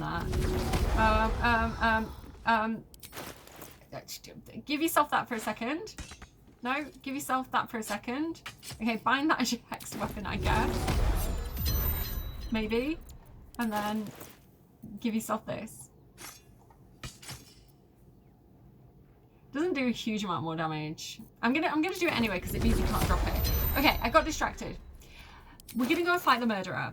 I am gonna have everybody on Dirge's team take a potion of vigilance. So Carlite next. What's cooking? Take one of these, please. Because I want them to roll really high on initiative for this. So Lae'zel, it basically gives them a higher roll on their initiative so that they fight first. Our enemies are everywhere. Okay, and I think we're ready to go. So I'm gonna head back to Figaro's at Baldur's Gate. I said the name of the thing! Swim into the upper city. Okay, we're here. Maybe. And I think we need to head into Figaro's. Let's have a look at this place. No admission to the upper city until further notice. Residents may queue up and wait. There's Baldurin guarding the gate of Baldur's Gate. That's why it's named what it is. I am so sad that we don't get to go into the upper city. I feel robbed. I'm sure we'll be. Let's see what these people are up to. Nowhere to run. You trying to get in too? I waited half a day and got nowhere. I gave up. No, we're actually here to solve a murder. Look what they're making us do now. I was queuing with the others and then I started feeling wrong. No thanks. Interesting. Keep the city peaceful, my ass. I wouldn't hold your breath if you're here to see Figaro. I really need my hair doing, so you'll have to wait in line.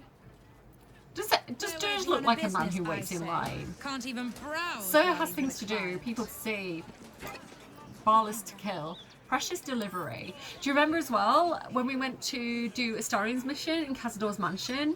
The guy with the little girl was talking about sending her to Figaro's to get a disguise so she could like sneak away safely, but unfortunately didn't work out for her. Will's still carrying the body of the little girl around. We need to bury her when we eventually do like go to the graveyard, along with people like Quill the Bard, who Dirge killed instead of Althea and things like that.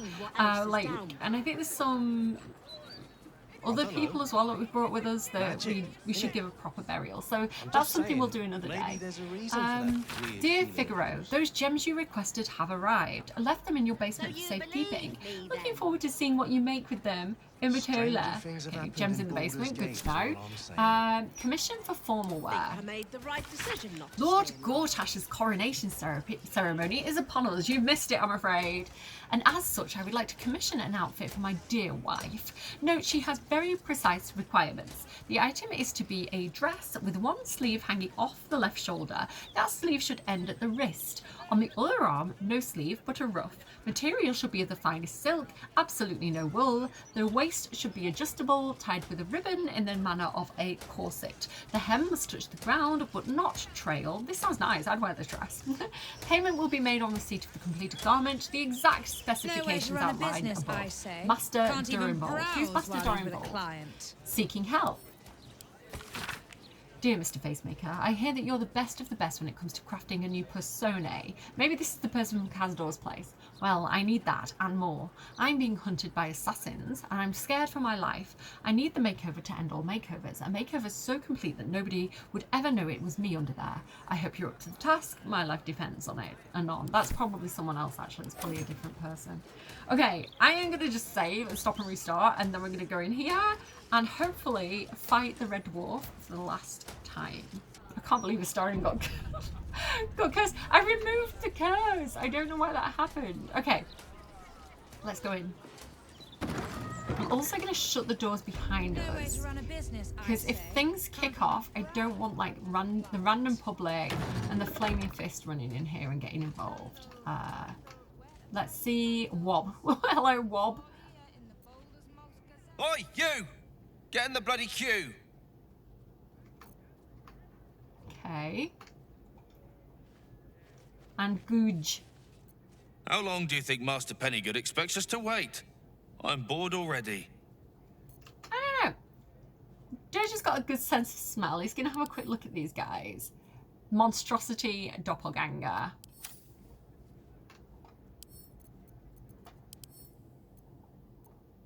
I don't know, it's a little bit sus if you ask me. Okay, let's go over here. And I'm gonna get in this room here, I think. Is everybody with me? Do you know what I didn't do? I didn't do... Oh no, I didn't do Longstrider. Does anyone on this team have Longstrider? You need my expertise. I don't think they do. Assume nothing. Damn. Do you not have it, Lae'zel? Why did I think she had Longstrider? We're just going to have to do without it, I'm afraid. Quiet. It would have been handy to have had. I do recommend Longstrider if you're doing this. But we're going to go in with what we've got. Let's go. Wish me luck. Give me guidance. That's Devella. She's the Flamey Fist who's been helping us. It's unusual for prey to supply the tools of its own butchery.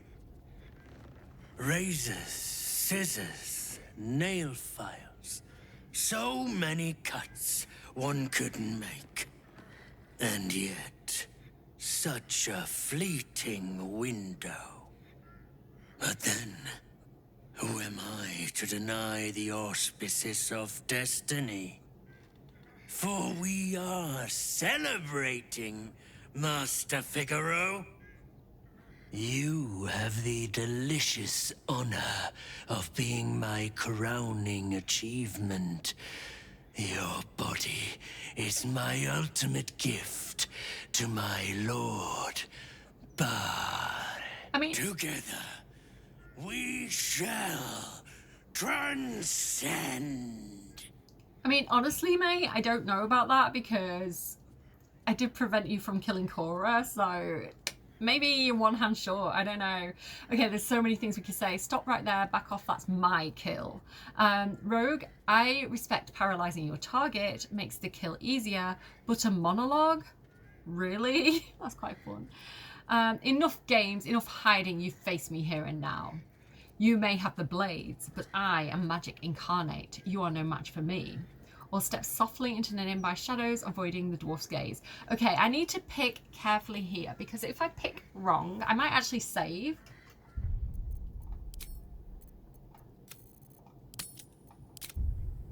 Okay, some of the choices that you make, you'll get different cutscenes. So if I pick something like the stealth option, which I would normally do, if I was playing like D&D or something, I'd probably try and do a lot of stealth things to try and get up to them and stop them.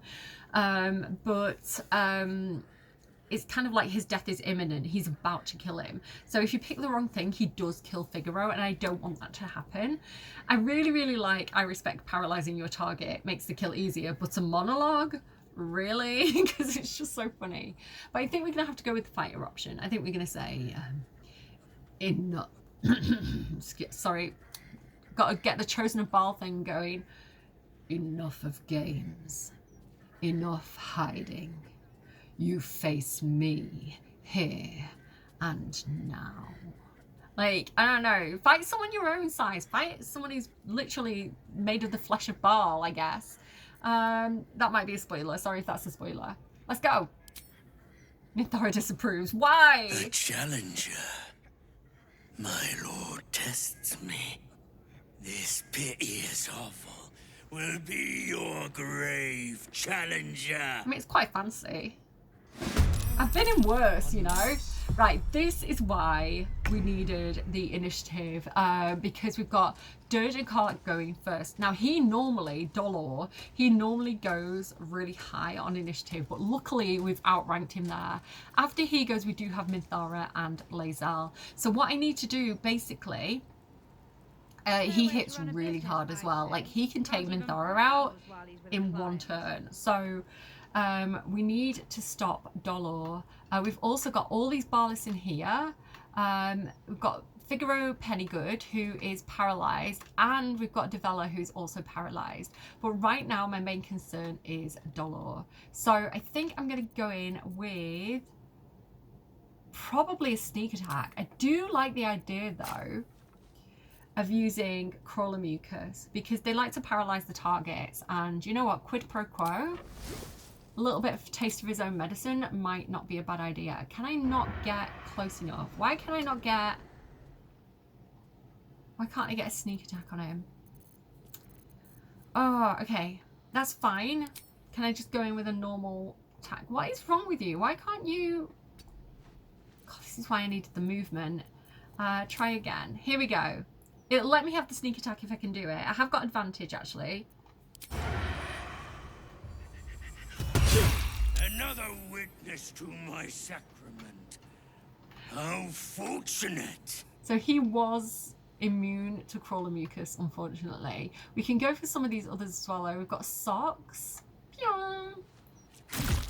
Immune to cut. Saved. Worth a try. Action Surge. I'm going to go in again on this guy, I think. I don't really want them, because they will attack Devella while she's on the ground, and I don't want her to die. So let me try and get this guy. Death won't take me yet. They're all immune! Why? Damn. I think it was worth a try. I'm also going to get really close to this guy, because he is a... he's an archer, so he's going to try and run away from me, more than likely, which means I get an opportunity attack on him. I do need Karlach now to come in clutch, though. I need Karlach to really hit hard. So let me skip Dirge's turn and let me figure out what exactly I'm going to do here. I might go in with a Brutal Leap. Can I jump over to him? I don't have quite enough movement, unfortunately, to do Brutal Leap. What if I... See, her movement speed is great, but it's not enough. What if I... do have my smoke powder. It's too risky though because Devella's right there. Oh, I don't know what to do. Should I go huge? Should I use my... Should we have Big Wife?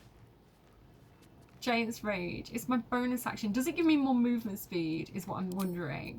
I'm gonna try raging. Come on, Big Wife. Do I have a better movement? No! Oh, damn it. Okay. God damn it, that's really annoyed me. I wish I'd used Longstrider. Okay, we're gonna have to go in with Harold, I think. Let's see what we can do. We missed. Oh, god damn it, Karlach. I was relying on you, girl. Oh, we missed both times. Okay, do you know what? I don't want to waste her turn entirely, so I'm gonna action surge. This might be going badly. And I'm gonna go in and I'm gonna try and just hit this guy. Can I hit him? No way to run a business, I say. Can't even browse while he's with a client. Oh my god. Please tell me I can hit him. Yes, okay. At least we're getting this guy. At least she's doing something. Okay, one down. Sweet. Okay, but Dollar's gonna get his chance, so... Savor your final breath. My last kill. Why didn't it get an opportunity attack on him? Why does he go for Minthara? And he always crits. Shield blow. He's prone. Oh, he made mistakes. He is prone. He's just hit Minthara and took out 60 of her feckin' health. She is mad. We are gonna divine strike this bitch. Dude, you made a serious error. Do you know what? We can just normal hit him. We don't even need to divine strike. I think we've got this. She missed. Of course she did.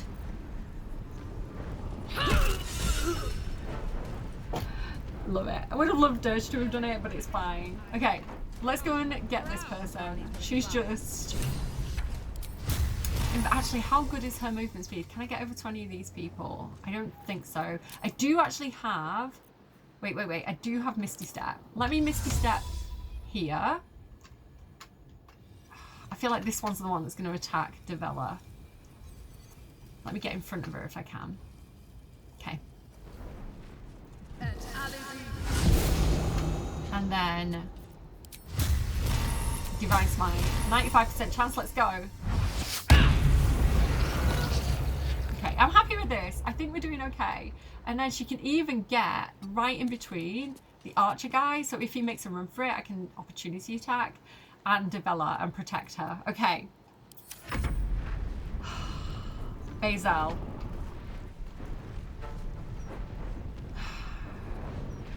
Do I go for this one or do I get in here and go for these is the question. She's got such good movement speed. I think it would be really ridiculous to not go for these.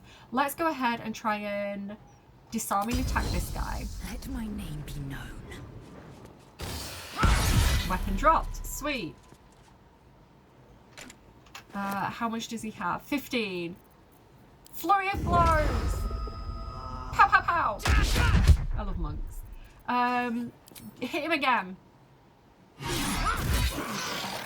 Action surge. This team is just so overpowered. Who needs to be hastened when you've got a million action surges and a million goes per turn? Soulbreaker! Stunned. Amazing. Going again. I should have used my great weapon thing instead of flurry of blows, but it's fine. Is he not dead? 2 hit points. Seriously?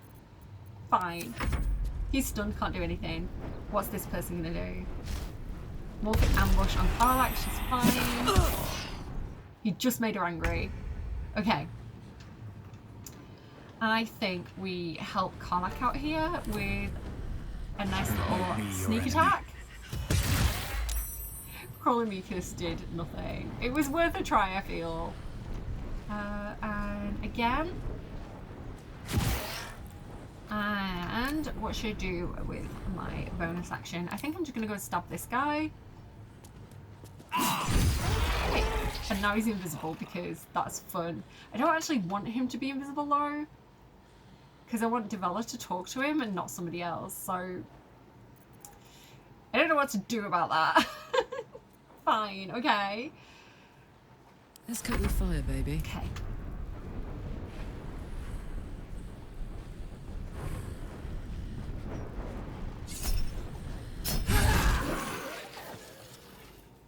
Okay, Dirge. How many die today? Stop being invisible! How many die tomorrow? Devella, are you okay? Hi. I should have known it would be you. Thank you. If it had been the dwarf alone, we might have stood a chance. But these doppelgangers, they swarmed us. We were paralyzed before we even had the chance to fight back. What do I want to say? Those doppelgangers are tracking his progress. Apparently, this one's a rising star among bar lists. A rising star, you say? Then perhaps it's a good job I ran into him. I was on my way to the upper city when I heard a commotion. I stepped in to see if I could help. It's not every day you have the chance to catch a killer in action. Not even in this profession. These killings aren't random. In fact, they seem to be part of some sort of test. That document you showed me before, the one with the victims' names on it, that was the briefing. She's catching up. The killers paralyze their victims, take their hands as an offering for Baal, and make it look like the cult of the Absolute was behind it all. It grants them access to a tribunal. From what I could gather, it's some sort of rite of initiation for aspiring cultists to prove their worth. And it's taking place beneath Candle Hallow's tombstones. We knew that.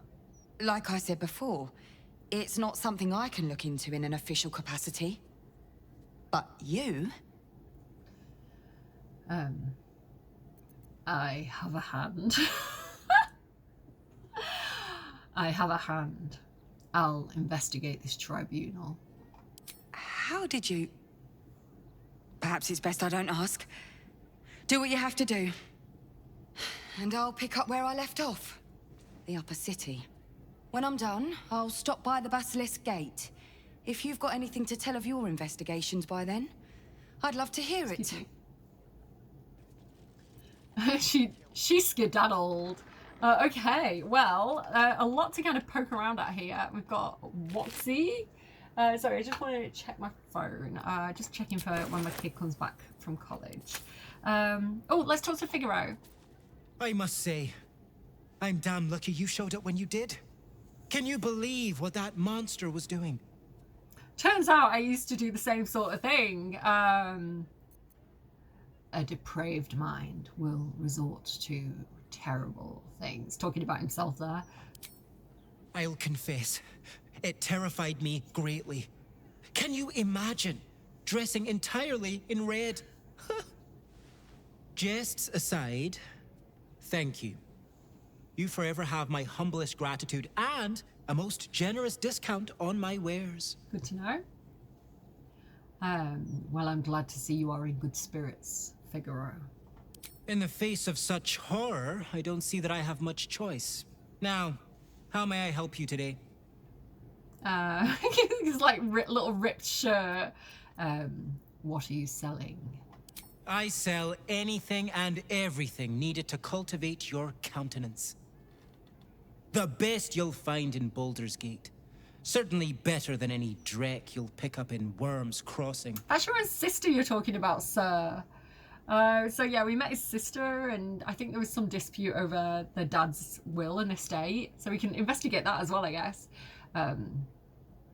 Let me see what you have in stock. Very good, sir. Minthara does look a bit bloody. I think maybe we should get her a nice gown. So he does have most of the best stuff in the game. Definitely in terms of like camp outfits, he has pretty much most of the fancy stuff. The one thing I'm interested in that I believe I can only get from him. I don't think I've found it anywhere else in the game. It's a nice little outfit that I want to put on Shadowheart, the Angelic Scion outfit. There's also some really fun underwear, for example this, which, do you know what, let's take that for Dirge, why not? And like the dragon underwear as well, which is really pretty. Terrible dyes, but it's pretty underwear. A lot of these kind of like sexy outfits that you've seen me put on like Minthara, a lot of these kind of like fancy posh brass outfits. The kind of angel outfit that I think I put on Gale for a while when we were in Cazador's place. But yeah, if you're looking for kind of like the fancy stuff, it's here. He also has a ton of really good dyes. So for example, Simple White and Bone Red, I think I'll get that. Sage Green, do I want that? It might be good for Jaheira and Halsin. I don't like pink. Mellow Fruit I don't like. Peach and Apricot. Lush Burgundy I'll take. What else do we have here? I'm just Jet and Rose Pink I quite like. That's going to be Shadow Hearts. Indigo dye, Harlequin Black and White dye is always a good one. Gorgeous Maroon dye. Did I get that? Feywild Green and Dun dye. Deep Lilac dye. Let's try that. Dark Amethyst dye.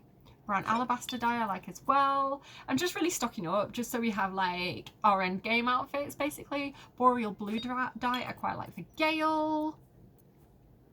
Black and Jade, Black and Furnished Red dye is always handy. Black and Azure dye. And I think that is pretty much everything that I want to grab off him. But yeah, like I say, you can definitely come back here and have a look through his outfits. There is some variety, but I think like the Lionheart outfit's a little bit more rare, some nice shoes. But I think that's what I want from him for now. And I have plenty of money because I've been robbing temples. So balance offer and a barter. Here we go. Now remember, fashion's a fickle mistress, so be sure to return. Okay. Okay, let's keep looting these bodies.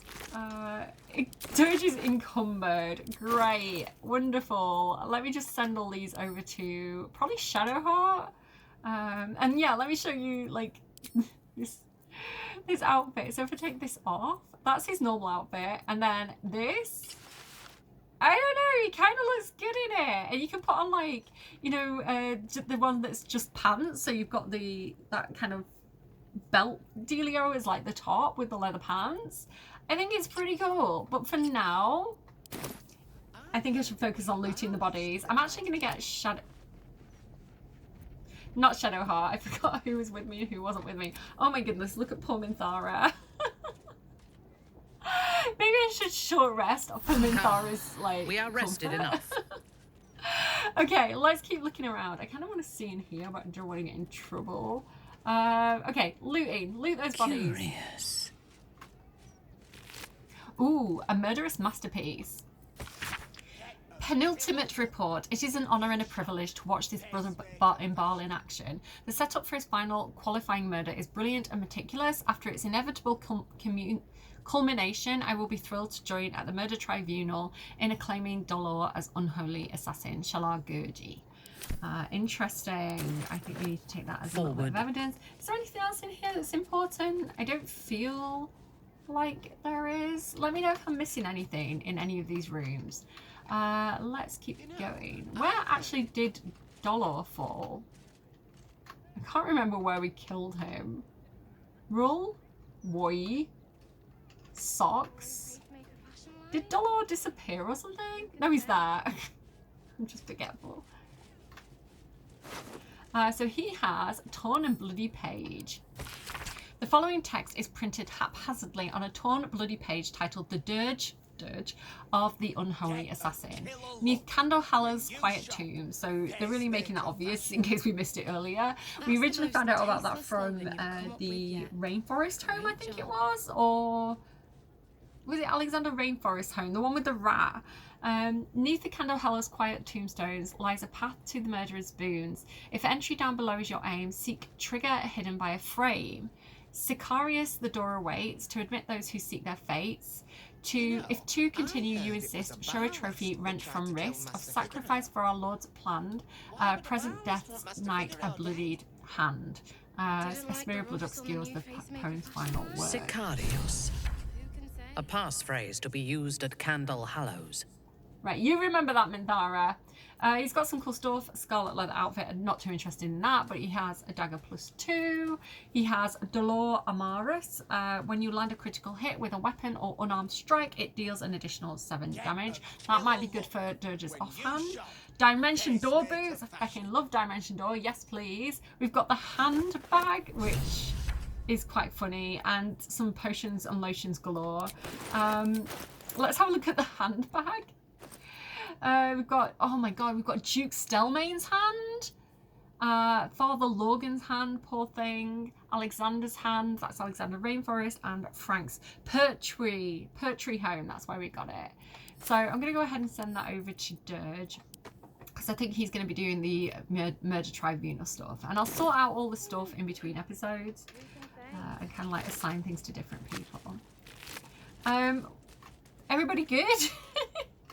What's this here? Can we steal the statue? It's pretty. Hi. Attend to me. Can't believe someone would try and murder Master Figaro. He wouldn't hurt a fly. Well, unless it was buzzing around one of his fitting rooms. I think you should be like, can you believe someone would try and murder him? And Minthara would have been like, yes, I find him most intolerable. I'm ever so glad Master Figaro was saved. I'd have been out of a job otherwise. He wouldn't actually. I think if Master Figaro gets killed, he gets promoted. Because, yeah, I don't always save him. Facemaker, Tastemaker. The promotional book features detailed drawings of a variety of fashion designs, from standard capes with elaborate embroidery to wide-brimmed hats in unusual patterns and materials to patchwork gowns of a fashion unknown in Baldur's Gate. I love a good shopping episode of D&D. I love it when you have enough money to like come to a place like this and just get like loads of fancy things. Okay, can we have a look in here because I'm nosy? Again, we can rob him because, I don't know, he robbed us. He said he was giving us a discount, but that was still expensive. And do you know what? He wouldn't have anything if we hadn't have just saved his life. So I'm going to go and rob his house. Minthara's not the most, what's this? Covert critical. I prefer to take lives. Dirge, could you possibly lockpick, please? If everyone else minds their business, I'll be fine. Yeah, look at that fancy clock. Rich clock. Give me guidance. Sweet. What is this? What happens if you click it? Nothing? Oh, I thought we were going to get like some cool comments. Okay. Let's go and have a poke around. What's going on in this place? Oh, who is this a goddess of? Is it like Soon? Or is it just like a fancy person? The Approachable East Volume 6 and Volume 7. Do you know what? I'm going to grab them because I don't know what we have and haven't read. So I'm just going to like grab everything. And if there's anything interesting, I can kind of like tell you in the next episode. A few pointers, Lizelle. I heard you and your lover locked in combat, but the test you set was not rigorous enough. Next time, tie them to the ground, and do not release them until you are both satisfied. You have given me ideas. Ooh, okay. Saucy. What else is in here? Disguise kit if you want that. Some more dye. Some alchemical stuff. I'm going to finish poking around Figaro's place, and then I think we'll head back to camp. And I'm going to put a very important outfit on Shadowheart. And I think I'm going to like end the episode there. So if you're getting a little bit bored and you don't want to miss anything, not a lot is going to happen now until the end of the episode, to be honest. Well, until the next episode, when I think we're going to start doing Shadowheart's quest in the next episode. So if you're sticking around and joining me, cool. Scroll of Seeming. Can we get any strongbox? Don't want to think about why if you're like me and just want to like click on everything and poke at everything, then hi. I don't think there's anything actually in this safe though, in this strongbox, which is weird. Doesn't this look like a secret room? I mean, I guess it's not because we can see what's on the other side of it. But that fireplace looks suspicious to me. That bed looks so comfy. Oh, I want to sleep in a hotel room like that. This is beneath me. What happens if I click the mirror? I am exquisite, as always. I love her. I love Minthara so much. I was watching, I think it was like DragonCon. The panel there. And they did like a little, just a daft little D&D thing. But they had Minthara's voice actor. They actually had the Absolute, the narrator, Minthara, Will, not Will, Gale. Who else was there?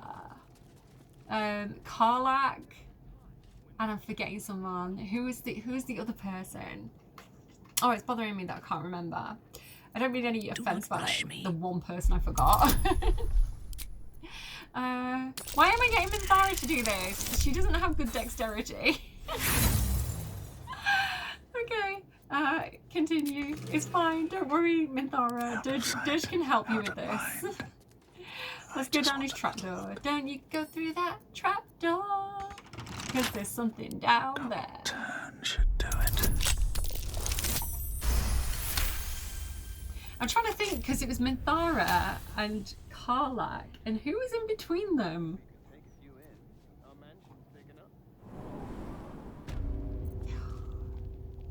Oh, it was Halsin's voice actor. Okay, let's keep exploring down here and see what we can find. Again, I'm just nicking his stuff because that is a false wall if I ever did see one. But let's have a look over here first. Dwarven taxonomy. Okay. I don't think any of these books are too unique. Yeah, the Quartricine, we've seen those already. Anything here? What's this? Current orders. For Lady Margaret Phage, one ball gown, kobold in colour, with boned bodice and cuffs of ermine cuffs. For Lord Agmere, a dress cape of velvet embroidered with the gold of the city's warm weather foliage. That sounds quite nice. For Miss Hamperstead, 4 identical servant dresses for her maid staff, white cuffs and collars, linen aprons, and garments of the usual fashion. Anything else there? Over here, we've got a little bit more stuff. We've got a barber's kit, magnifying glass, some dye. I'm going to steal this deep lilac dye, it looks fancy. And he did just overcharge us for a load of dye, so... Again, we saved his life. He wouldn't be dyeing anything if it wasn't for us, so... Yoink!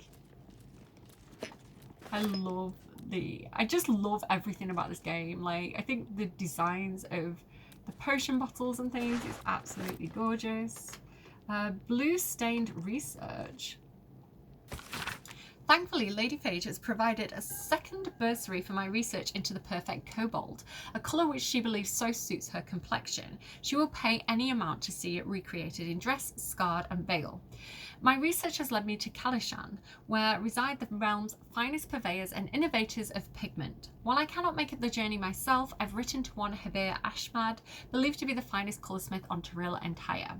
He responded hopefully, saying the discovery of a certain type of sea mollusk has yielded promising results. The creature produces a dark ink that, when combined with acids, produces a rich cobalt blue, so beautiful it may even please the discerning eye of Lady Phage. Okay. Interesting, I guess, but I think he has some super secret squirrel stuff. If we come over here... Open up.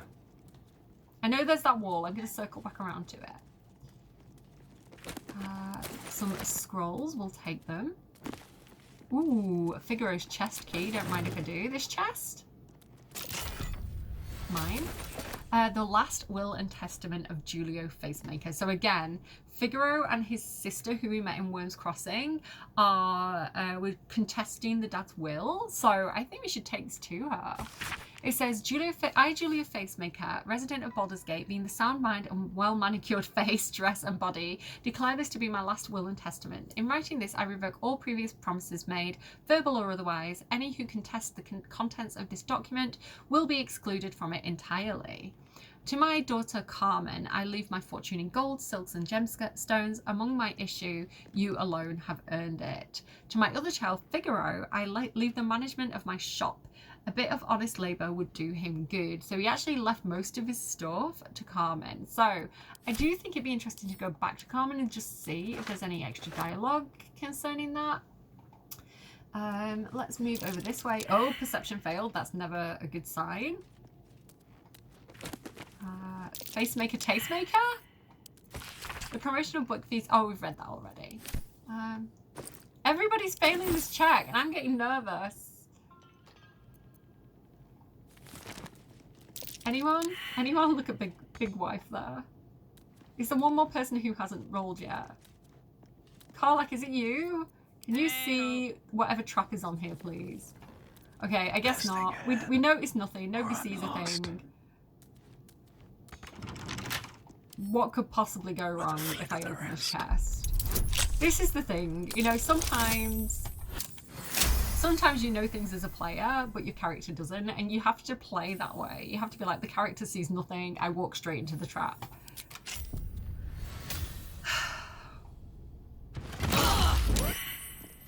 It is what it is. We didn't see, we couldn't tell. There's nothing even in that chest worth getting. Dirge's walking slowly again. It's fine. Do you know what, Minthara? You've got some pent-up rage after getting hit so hard. So, do you want to do the honours and take care of this wall? Hot foot. Place is trapped. Oh, now you tell me, Karlach.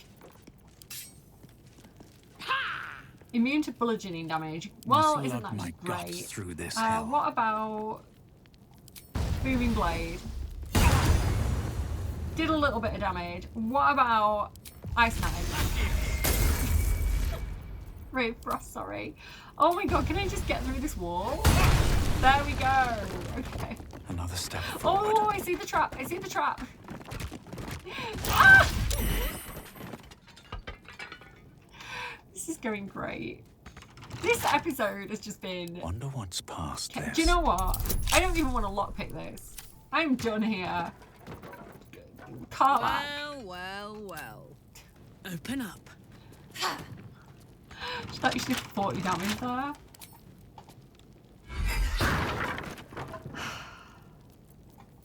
Okay. Everything is Let's clear. get the gold.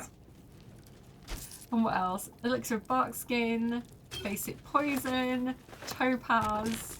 Is there something else there? Why can't I move back?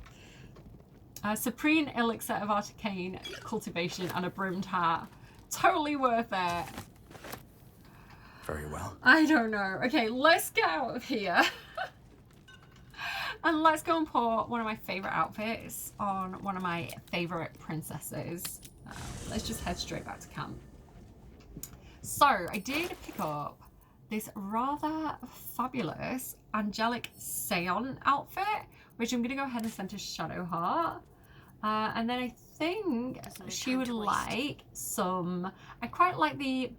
Is it black and pink dye? Where is it? Jet and pink rose dye. So let me switch to her camp clothes and you can just see quite how lovely she looks in this. Doesn't look great yet. Let me take her boots off as well because it's got like a whole sandal type dealio. And then let's use the jet and pink rose dye. Combine. And look at my absolute beauty here. She looks divine. Let's have Cordia go over and talk to her. Where am I? What's going on? At the ready. Here we go. Hi. Why, hello, lover. That sounded more debonair in my head, I'll admit. Do you need something? She looks so pretty. I think she looks amazing for her reunion at the Sharon Temple in the next episode. She's going to walk in there like fucking goddess. She's like, I'm blessed by Saloon now. Yeah, I'm excited. I'm excited to go and do Shadowheart's mission. It's going to be probably one of the bigger episodes, so hopefully I can get that done next week. I'm definitely going into a bit of a funky schedule again. just as I just back into kind of my kids being back at school. So if I'm a little bit hit and miss with my videos, I'm so sorry. Please be patient with me. But yeah, next episode we go and see if we can find the Sharons and see what Shadowheart wants to do there. See if we can find Shadowheart's parents. So I'm gonna go. Take care of your faces and I will see you again soon. Thank you for joining me today, guys. I'm gonna go and eat because I'm getting tired. Bye.